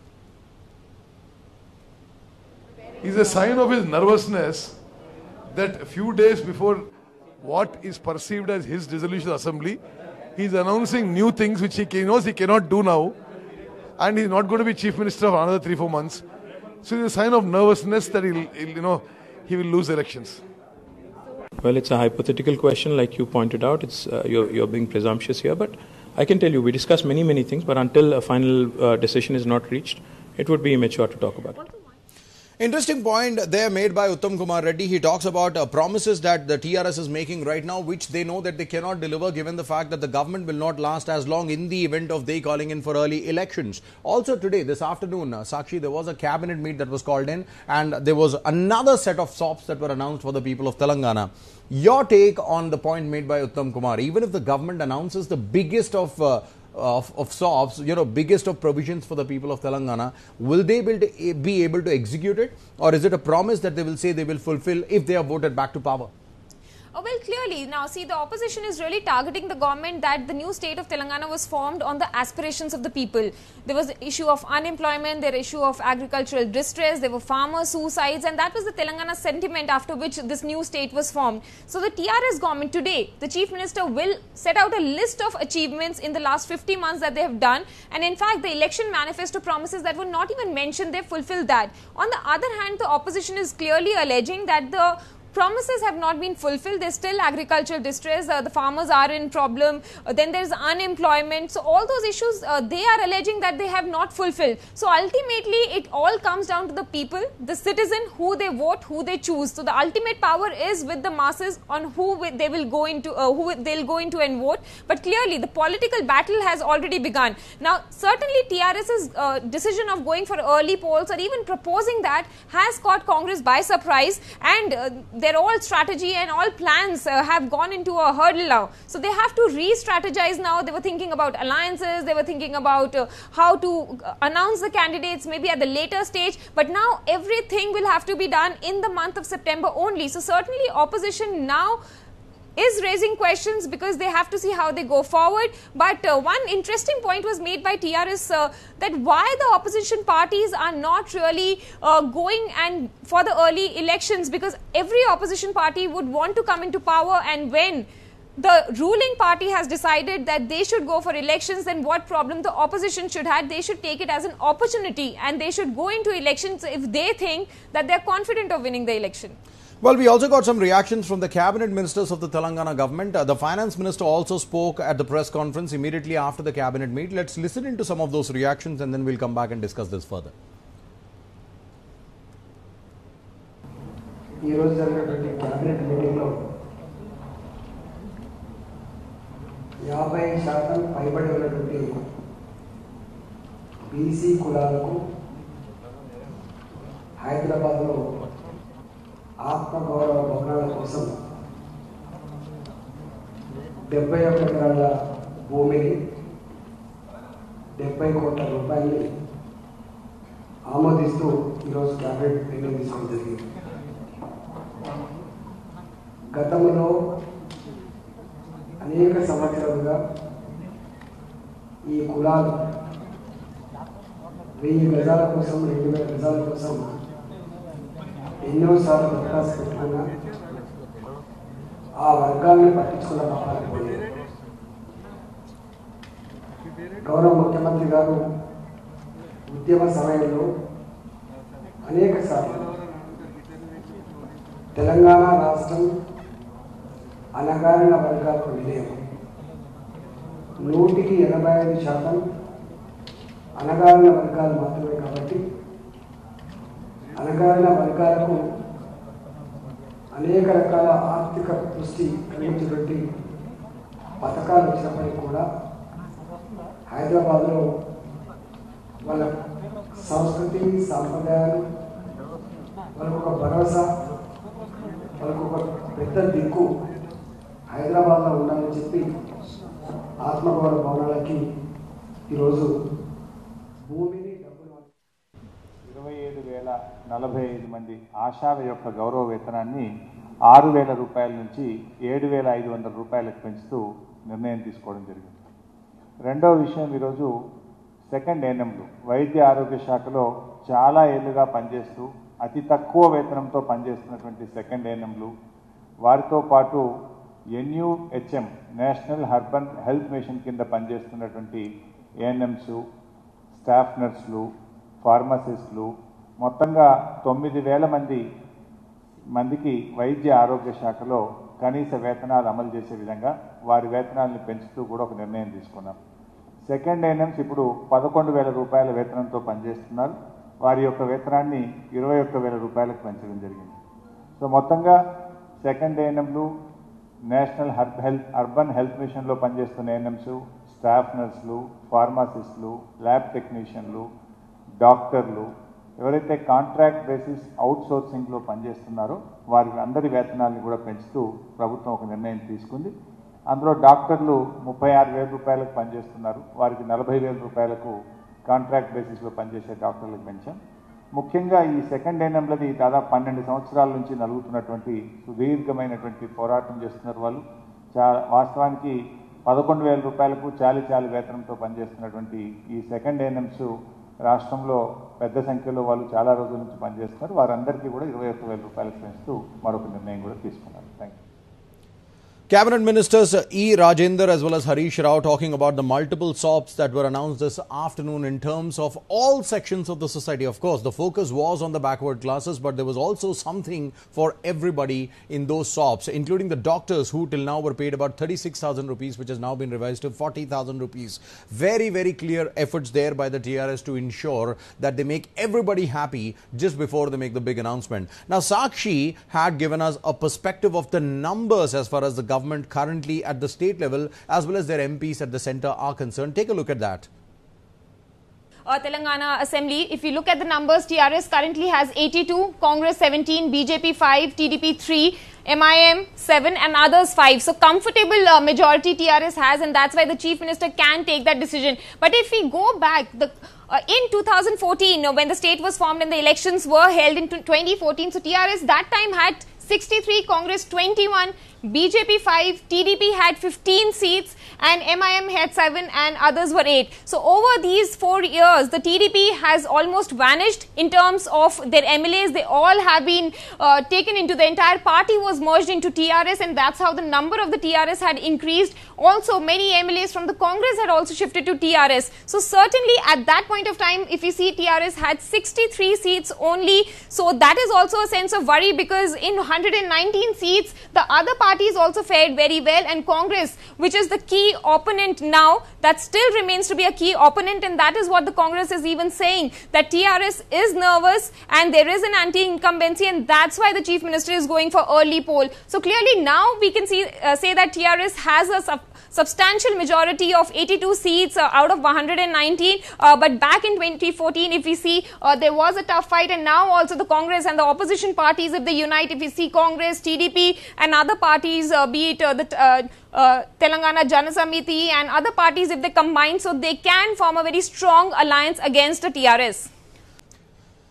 Alright, so big breaking news that we are tracking at this point in time. The Chief Minister has finally arrived at the venue is what our sources are telling us. We have our entire team of reporters and correspondents who are bringing us the latest. We'll try and get them on air with us right now. But the Chief Minister has arrived, and clearly those visuals depicting the fact that celebrations have begun. It was a festive atmosphere right from morning, right from last night, in fact, when people set on their way to Kongarakalan, the venue where the mother of all rallies is taking place. But many of them waving their hands. Pretty obvious that they are waving their hands to the cameras that are stationed there, multiple cameras. But what we are told is that the Chief Minister has arrived. There was a makeshift helipad that was set up right next to the stage. Look at those lights, electric poles. 500 electric poles have been erected for this rally. There are 80 transformers that have been set up to provide non-stop power supply. All possible arrangements that one could ever fathom, ever imagine. have been taken into consideration to make sure that this is a massive success. Not just that, media outlets from across the country, from the national capital, have been invited personally by the Chief Minister to ensure that they provide coverage for this event. Sakshi, we have been talking about this. The objective is much larger. It is not just about winning the state. Winning the state is something that we saw in the past as well. You know, Chandrababu Naidu went for early elections. But here, the objective is to break away from being just a regional party that is confined to one state to making an impression on the larger canvas at a national level. He wants to have a say in the affairs. In what capacity is something that we'll get to know in the near future. But for now, one thing is adequately clear. KCR is not happy with what he has right now in his plate. He wants more. Yes, certainly. He is happy and he certainly wants much more. And he's hungrier. Certainly, and we already saw his plans. He's already made it open that he wants a federal front and take forward his national agenda. Now, he's clearly said that he's not happy with BJP or Congress at the center, and he wants an alliance of all the regional parties. And if other regional parties allow him to take the lead, he's happy to take the lead. So he has given substantial hint that he would be happy to go to Delhi and take that lead at the national level and take his agenda forward. But today's rally, what we're expecting is it's going to be a speech of more than an hour. It can go up to 1.5 hours also. So he's going to focus on the achievements of the government. He's going to tell public about what all accomplishments that the government has taken there. Secondly, we're going to see a very scathing attack on the opposition party also. He's going to take down Congress. He's going to attack Congress party, which is the main opponent here. Thirdly is the early poll buzz. Whether he's going to talk about that, hint the high command, what he calls the people of Telangana is the high command. So is he going to give them any hint of what's going to happen? And certainly we are also expecting that he may talk about his plans of federal front, because he had told 3-4 months back that in the big public meeting that he is going to hold, he will tell about his future political agenda and how he plans to take forward the federal plans. So certainly a lot on the cards. We have to wait and watch when he begins the speech. He's almost reached there and he's going to come on the stage, and he's going to be the only main key speaker. So all eyes on going to be on KCR. Indeed, people waiting with bated breath, lots of anticipation, very, very eager set of people, more than 25 lakh of them waiting to hear from their leader, who's not just confined to the state of Telangana now, who certainly has made it adequately clear that he wants to play a much larger role at the national level. Well, talking about his role at the national level, assuming for a moment that TRS comes back to power in Telangana with a mammoth, massive majority, they win the election handsomely, what are the options that KCR may look at? Let's have a look at those options first, and then hopefully by then the Chief Minister should be ready to address the large gathering.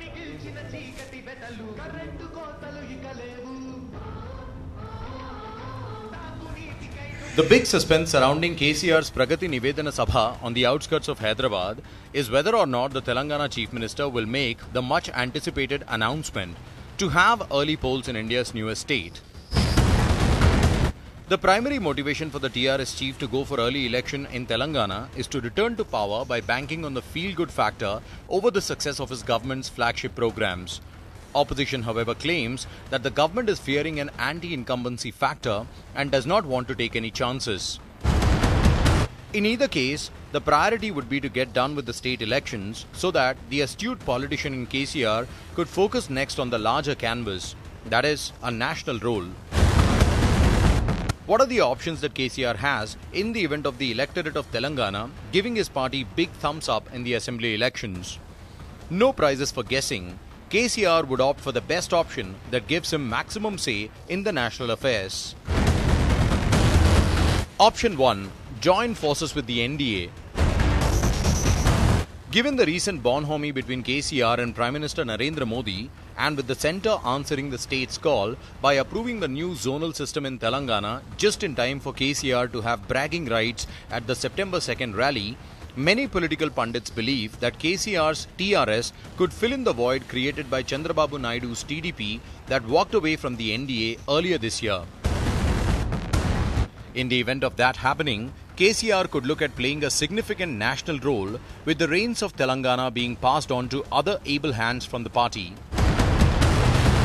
Option 2. Provide outside support to NDA. KCR, with a handsome win in Telangana, will be in a position to negotiate better with the NDA should BJP fail to garner the required numbers after next year's general election. Providing outside support can always leave KCR's options open should an unpleasant situation arise in future. Option 3. Pioneer the cause for a federal front. KCR can always fall back on his ambition to forge a federal front should things not work out with the BJP. Even better if he focuses on pioneering the cause and wins support from other regional parties to be the country's next Prime Minister. Option 4. Be a fence-sitter, side with the winning party. In politics, as they say, you never burn bridges. Handsome win in the assembly elections will all but guarantee a good performance in the Lok Sabha polls. Why not hold your cards close to your chest and reveal the aces once the general election is over? That will make TRS true to its recent statement that it's a regional party that believes in cordial relations with the centre for the benefit of its people. Now, let's take a look at the possible scenarios in the event of KCR's decision backfiring and the TRS not being able to gain complete majority. Option 1. Form the government with BJP support. Given the recent bonhomie with the BJP, the state unit could come forward and provide support to form the government. But the question that needs to be answered, will the state BJP have enough numbers? Option 2. Join hands with Congress, have a Karnataka-like combo. KCR could become Chief Minister again with the support of Congress. As part of give and take, he could pledge support for a Congress-led united opposition. Option 3. Join hands with TDP or Janasena. Have either the TDP or the Janasena provide the necessary numbers, form government and then influence national politics. Option 4. Focus completely on national politics. Have a party insider take over as CM with any combination and focus completely on reviving his federal front ambitions.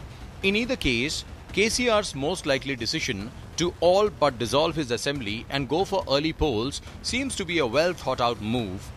What dividends that move pays off is something that will become clear in the coming days. Bureau Report, India Ahead.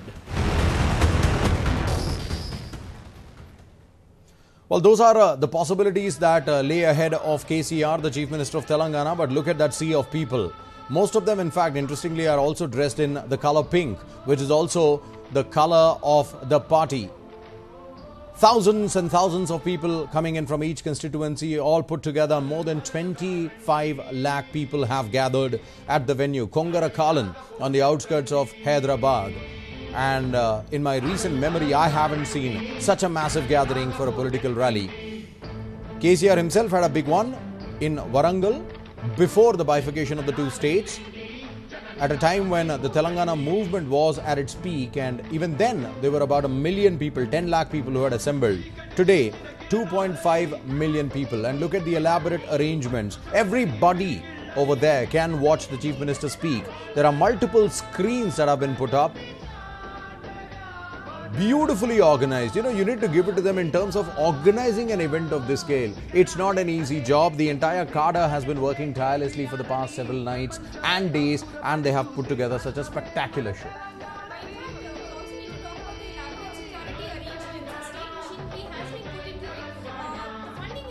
TRS party, it's not the state exchequer's money, but elaborate security arrangements. There are hundreds of policemen who are manning the roads, directing people to reach there. In fact, RTC buses are being used for it to bring people to the location. So a lot of state machinery is also being used to conduct this rally. And the amount of policemen who have been deployed, that is really huge, because 25 lakh people gathering at one particular location. So that's a huge number. Be it traffic policemen, district police, everyone is manning, and so many people coming in, still huge traffic jams like I mentioned on the ORR. So a lot of people have not even managed to reach the location, and the Chief Minister also decided to go on a helicopter because the roads would have been very difficult for him to go and take his convoy, and amidst that security that the Chief Minister goes. So certainly he has taken the helicopter and he's landed there, and if you can see the visuals, yeah, he's arrived at the location.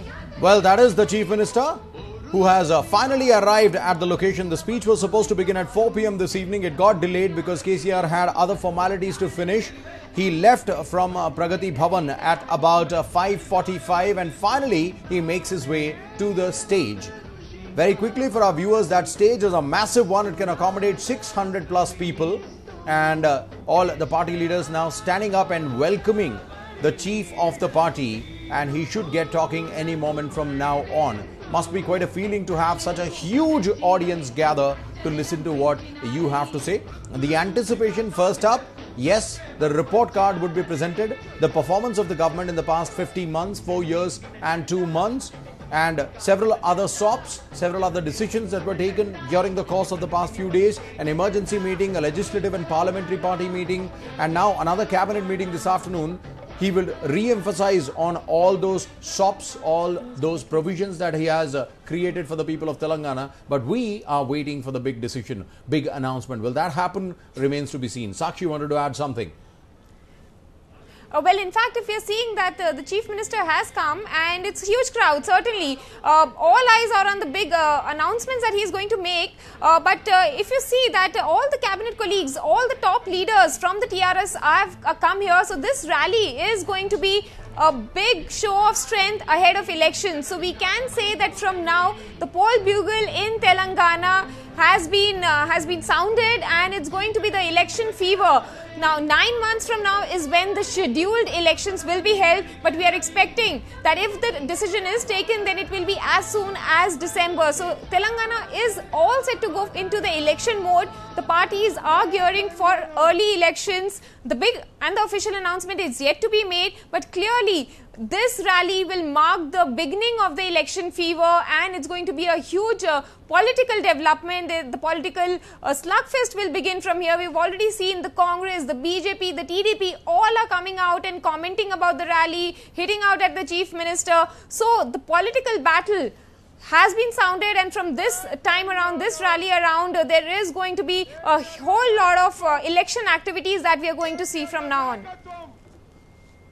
A mark of gesture, enormous respect there for the Chief Minister. It was a very, very grand entry that he had, and there was a massive roar. 25 lakh people cheering for their leader as he got on stage. He should get talking any moment. The Chief Minister is expected to talk for about an hour and a half. He is the only speaker this evening, and while he would want to get the people up to date with the success of the various provisions created for the people of Telangana, various initiatives taken by the TRS government, will he use this opportunity to make the big announcement that everyone, not just people of Telangana, but the entire country has been waiting for? It has larger implications on the national scenario, whatever is announced today. And also, as we mentioned earlier, a team of journalists and reporters from across the country have been specially invited to witness this rally. We will start playing the audio of the rally in a very, very short while. గౌరవ ముఖ్య అతిథి మన ప్రియతమ ముఖ్యమంత్రి గారు, TRS party రాష్ట్ర అధ్యక్షుడు కేసీఆర్ గారికి, వేదిక మీద ఉన్న మంత్రులందరికీ, వేదిక మీద ఉన్న For the benefit of all our viewers who are watching this particular broadcast across the country, I would like to translate whatever is happening on stage. A warm welcome being extended to all the people who have gathered over here, to the cabinet members, to the leaders of the party, and most importantly, to the chief of the party, K. Chandrasekhar Rao. జనాలందరికీ నమస్కారాలు. ఇంత పెద్ద ఎత్తున రంగారెడ్డి జిల్లాలో ఈ సభ జరగడము మాకంతా కూడా చాలా సంతోషంగా ఉన్నది. It's a matter of great pride and satisfaction for all of us to have such a huge assembly of people at such short notice. We thank you from the bottom of our hearts for making your presence felt this evening. అన్ని జిల్లాల నుంచి గౌరవ ముఖ్యమంత్రి గారి మీద ఉన్నటువంటి అభిమానంతో అన్ని జిల్లాల నుంచి కూడా రాత అనకుండా పాలనకుండా ముఖ్యంగా ఒక రోజు రైతులందరూ కూడా ట్రాక్టర్ల మీద వచ్చి ముఖ్యమంత్రి గారి మీద అభిమానము రైతులందరూ For the sheer love and affection that the people of the state have for our tallest leader, the Chief Minister and TRS Chief, people across cultural and social backgrounds, farmers from the remotest parts of the state have beaten all odds to make their presence felt this evening, and that is a matter of enormous satisfaction for the party and for all of us. పెద్ద ఎత్తున చేసుకోవడం జరిగింది. మన తెలంగాణ కొత్త రాష్ట్రంలో అభివృద్ధి కార్యక్రమాలు వ్యక్తిగతంగా పేదలకు అందిస్తున్నటువంటి సంక్షేమ పథకాలు, in the newest state of India, some grand initiatives, never heard before kind of policies initiated by the Chief Minister himself, and the Chief Minister has personally monitored the progress of all these flagship programs. జనాలందరికీ స్వాగతం పలుకుతూ నాకు ఇచ్చిన అవకాశాన్ని సంతోషాన్ని తెలుపుకుంటూ పెద్ద ఎత్తున మరొకసారి మీ అందరికీ కూడా నా సంతోషాన్ని తెలుపుకుంటూ జై కేసీఆర్, జై Telangana. Once again, I would like to thank you all for joining us this evening and thank the party for providing him, the Speaker, the opportunity to address such a mammoth gathering. Parliamentary party నాయకులు Shri K Keshavarao గారిని ఉపదేశించవలసిందిగా కోరుతున్నాను. A small felicitation ceremony there for all the parliamentary party leaders. First up, K. Keshavarao.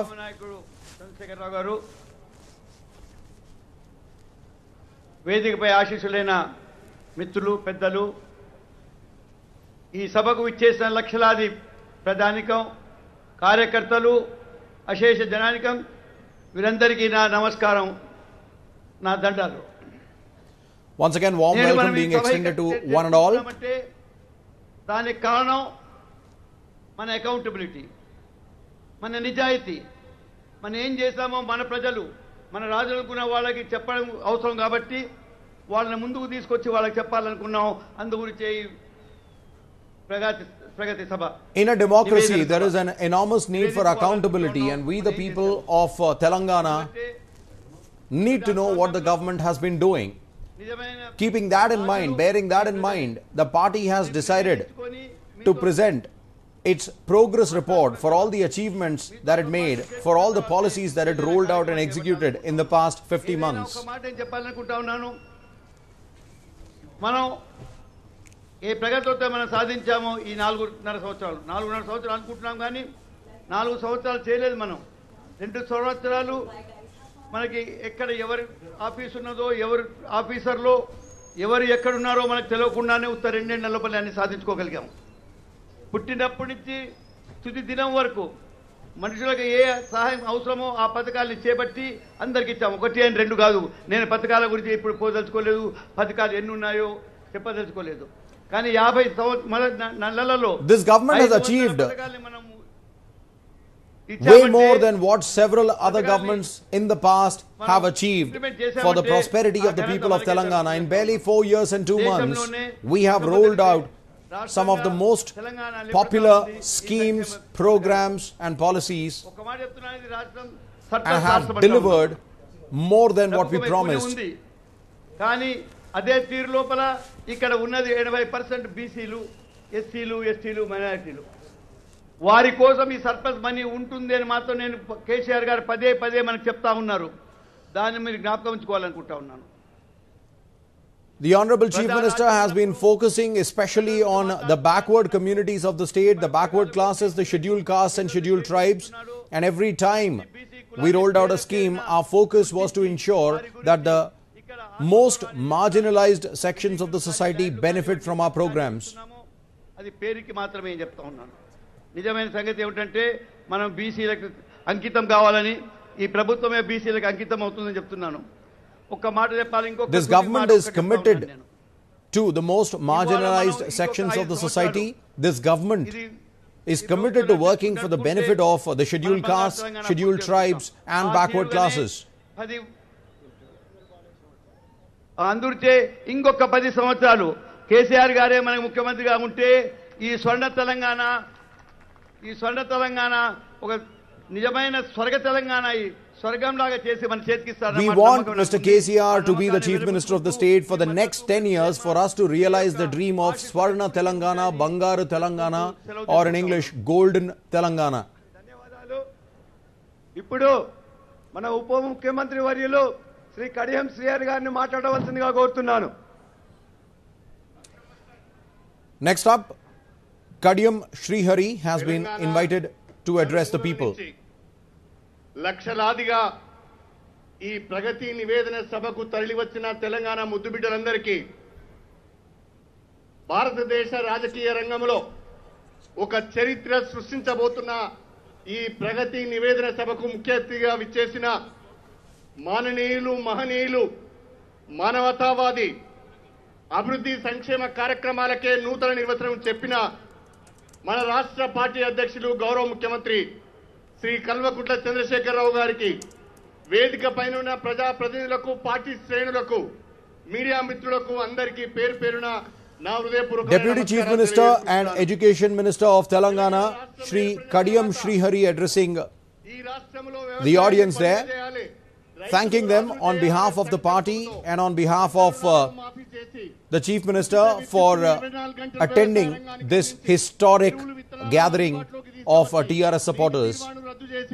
Rythu Bandhu కార్యక్రమం రైతు బీమా కార్యక్రమాల ద్వారా రైతుకు అండగా నిలిచిన కేసీఆర్ కు అండగా ఉండాలని తెలంగాణ 31 జిల్లాల నుండి వేలాది ట్రాక్టర్లలో లక్షలాదిగా తరలి వచ్చిన మా రైతన్నలందరికీ కూడా నా వందనం తెలియజేస్తున్నాను. This government is extremely committed to the farmers. The Chief Minister himself has personally made sure that schemes like Raitu Bandhu, Raitu Bima and all penetrate to the lowest levels of villages and remotest areas to ensure that everyone benefits, especially farmers. And that's the reason why today we have farmers from the farthest parts of the state coming and making their attendance felt in this massive rally. పరిపాలనా దక్షతకు నిదర్శనమని చెప్పి నేను మీ అందరికీ సవినయంగా తెలియజేసుకుంటున్నాను. నూతనంగా ఏర్పడిన రాష్ట్రం అనేక ఒడిదుడుకులను ఎదుర్కొని అనేక కష్టాలను బాధలను ఎదుర్కొని ఈనాడు ఈ స్థాయికి రాగలిగినామంటే అది మన ముఖ్యమంత్రి గారి యొక్క గొప్పతనమని చెప్పి మీ అందరికీ సవినయంగా తెలియజేసుకుంటున్నాను. తెలంగాణ ప్రజల బాధలు తెలిసిన వ్యక్తి, తెలంగాణ రైతన్న గోస తెలిసిన We'll keep tracking the rally and we'll bring you the latest from that. But for now, let's move on to some other important news this evening. And former Haryana Chief Minister Bhupinder Hooda has cried foul over land scam charges against him. This after FIRs were filed against him and businessman Robert Vadra in a land scam case. The two have been booked in connection with a Gurugram land fraud case and fraudulent transactions conducted allegedly by Vadra's Skylight Hospitality Private Limited. Vadra too said that all allegations against him were baseless and were just a ploy to divert attention from issues like oil price hike. The Manohar Lal Khattar-led BJP government had set up a commission in 2015 to probe into the licenses given by the earlier Hooda-led Congress government for the development of housing colonies and commercial complexes in 4 Gurugram villages. तो out of frustration ये काम कर रहे हैं. मैं यही कहता हूँ कि भाई God forgive them, they don't know what they are saying, what they are doing. कोई मगर चुनाव के सामने है. बाकी राफेल का मुद्दा मैं जा रहा हूँ 4 तारीख को जयपुर में, तभी आप देख रहे हैं. और ये कोई नया मुद्दा तो है नहीं. इसी मुद्दे पर कमीशन का गठन हुआ है. इसी मुद्दे पर हरियाणा सरकार जवाब दे चुकी है. इसमें कुछ नहीं है. हरियाणा सरकार का क्या भाई, किसने किससे ज़मीन ली, कितने की ली, ये हर ज़मीन का हिसाब रखते हैं क्या? कोई मेरे समय में कोई गैर कानूनी काम नहीं हुआ और किसी को फेवर नहीं किया गया. ये तो जाहिर ही है कि 8, 9, 10 साल पुराने मुकदमे को, जिसको बार बार जिसके बारे में जिक्र हुआ, इधर चर्चा उधर चर्चा, मगर हुआ कुछ नहीं. आज जब चुनाव नज़दीक आ रहे हैं तो गांधी परिवार के एक सदस्य को इस तरह से उस पर इल्ज़ाम लगाए जा रहे हैं और झूठे सच्चे केस बनाए जा रहे हैं. मैं समझता हूं कि ये हमारे लोकतंत्र को शोभा नहीं देता, हमारी सरकार को शोभा नहीं देता. हमारा लोकतंत्र जो है वो सरकारी दमन से ऊपर उठकर है. और मैं समझता हूं कि आने वाले दिनों में लोग इस षड्यंत्र को पहचानेंगे और सुनिश्चित करेंगे कि इस तरह की सोची समझी साजिश के तहत किसी भी व्यक्ति को बदनाम न किया जाए. 3 terrorists have been gunned down by security forces in Bandipora district of Jammu and Kashmir. One soldier was martyred in the operation, which lasted for 3 days in the high reaches of Dana forest of Bandipora. Another soldier who sustained injuries was admitted to Army hospital and is said to be stable. Forces have recovered arms and ammunition from the spot. Human intelligence of presence of some terrorist, Pakistan terrorist, in general area Chanadati and Danna forest. Operation was launched. A patrol party of 27 Rashtriya Rifles had a gunfight on 27th August, which led subsequently to a mounting of large-scale operations by the Army, the 9 Special Forces, 31 Rashtriya Rifle Special Forces, Marine Commandos and other forces, which went on till 31st with relentless pressure, and finally we were able to eliminate 3 Pakistani terrorists on the 1st of September. In this operation, we lost a brave heart, Rifleman Shive Kumar of 15 Jammu and Kashmir Light Infantry, and also we had an injury of Lance Naik Manoj of 31 Rashtriya Rifles. We'll keep tracking that particular story, but now we are told that the Chief Minister has begun speaking. KCR live coming from Kongapura Kalan. Secretary General Dr. K. Keshavarao Garu, రాష్ట్ర ఉప ముఖ్యమంత్రులు గౌరవనీయులు కడియం శ్రీహరి గారు, మహమూద్ అలీ గారు, గౌరవ మంత్రివర్గ సభ్యులు, గౌరవ పార్లమెంట్ సభ్యులు, The Chief Minister extending his cordial welcome and gratitude to all members of the Telangana cabinet, కార్యవర్గంలో ఉన్నటువంటి మిత్రులు, as well as the workers and party cadre who have been working tirelessly to put together an event of this scale. ప్రపంచమే నివ్వెరపోయే విధంగా ఇది జనమా ప్రభంజనమా అనుకునేటువంటి విధంగా తెలంగాణ రాష్ట్రంలోని గిరిజన గూడాల నుండి, లంబాడి తండాల నుండి, మారుమూల పల్లెలు ప్రాంతాల నుంచి, నలు చెలగరుల నుంచి తరలి వచ్చినటువంటి నా అక్క చెల్లెళ్లకు, నా అన్నదమ్ములకు అందరికీ కూడా వందనం, శుభాభివందనం. ఈ సభను చూస్తూ ఉంటే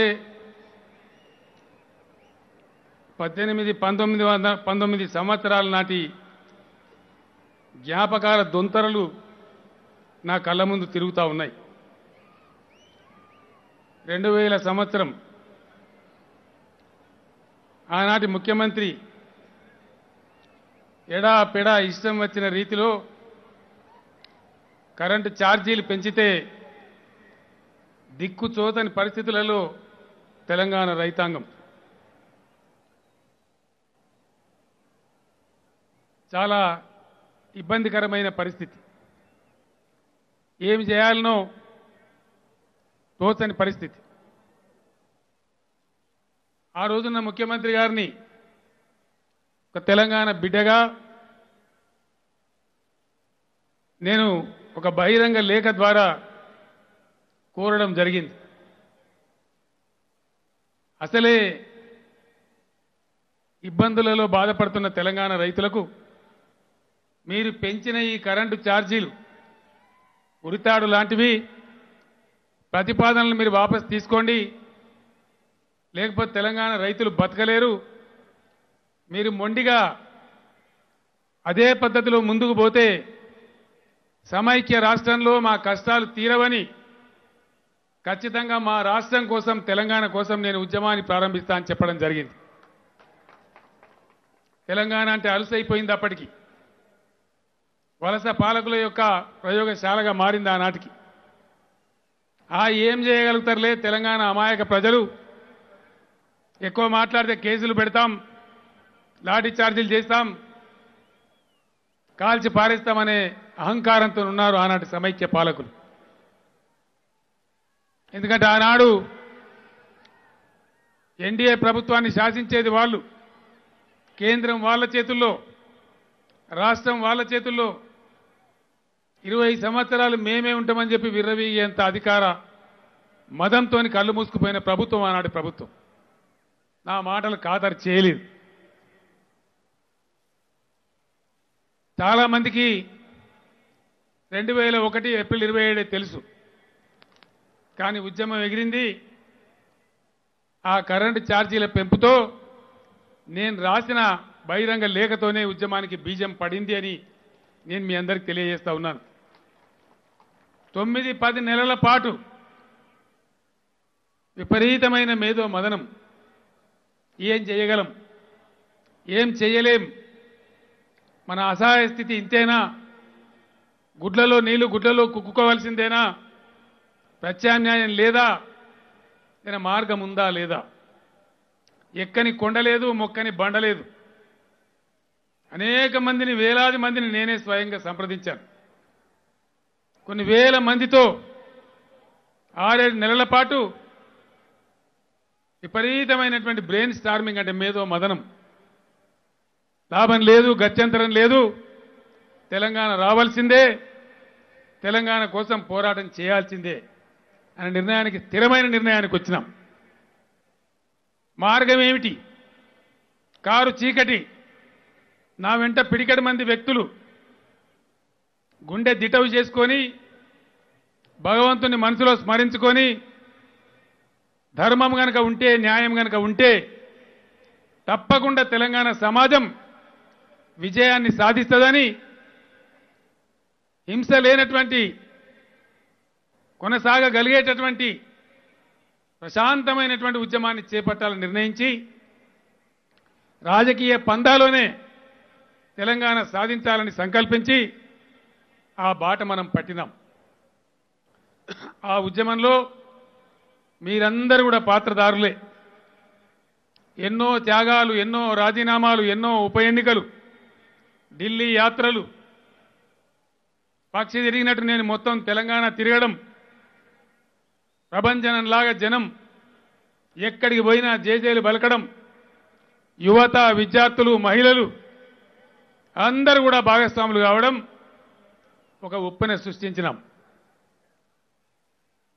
మొదట్లో వాగ్దానం చేసినటువంటి ఢిల్లీ పెద్దలు అహంకారంతో ఏం చేయగలరులే అని మళ్ళీ ఉద్యమాన్ని కాలరాసేటువంటి కుట్రలు చేసినారు. చాలా చాలా ప్రయత్నాలు చేసేసినారు. గులాబీ జెండా ఇంక అయిపోయింది దీని పని అని ప్రచారాలు మొదలుపెట్టినారు. మీ అందరికీ గుర్తున్నది,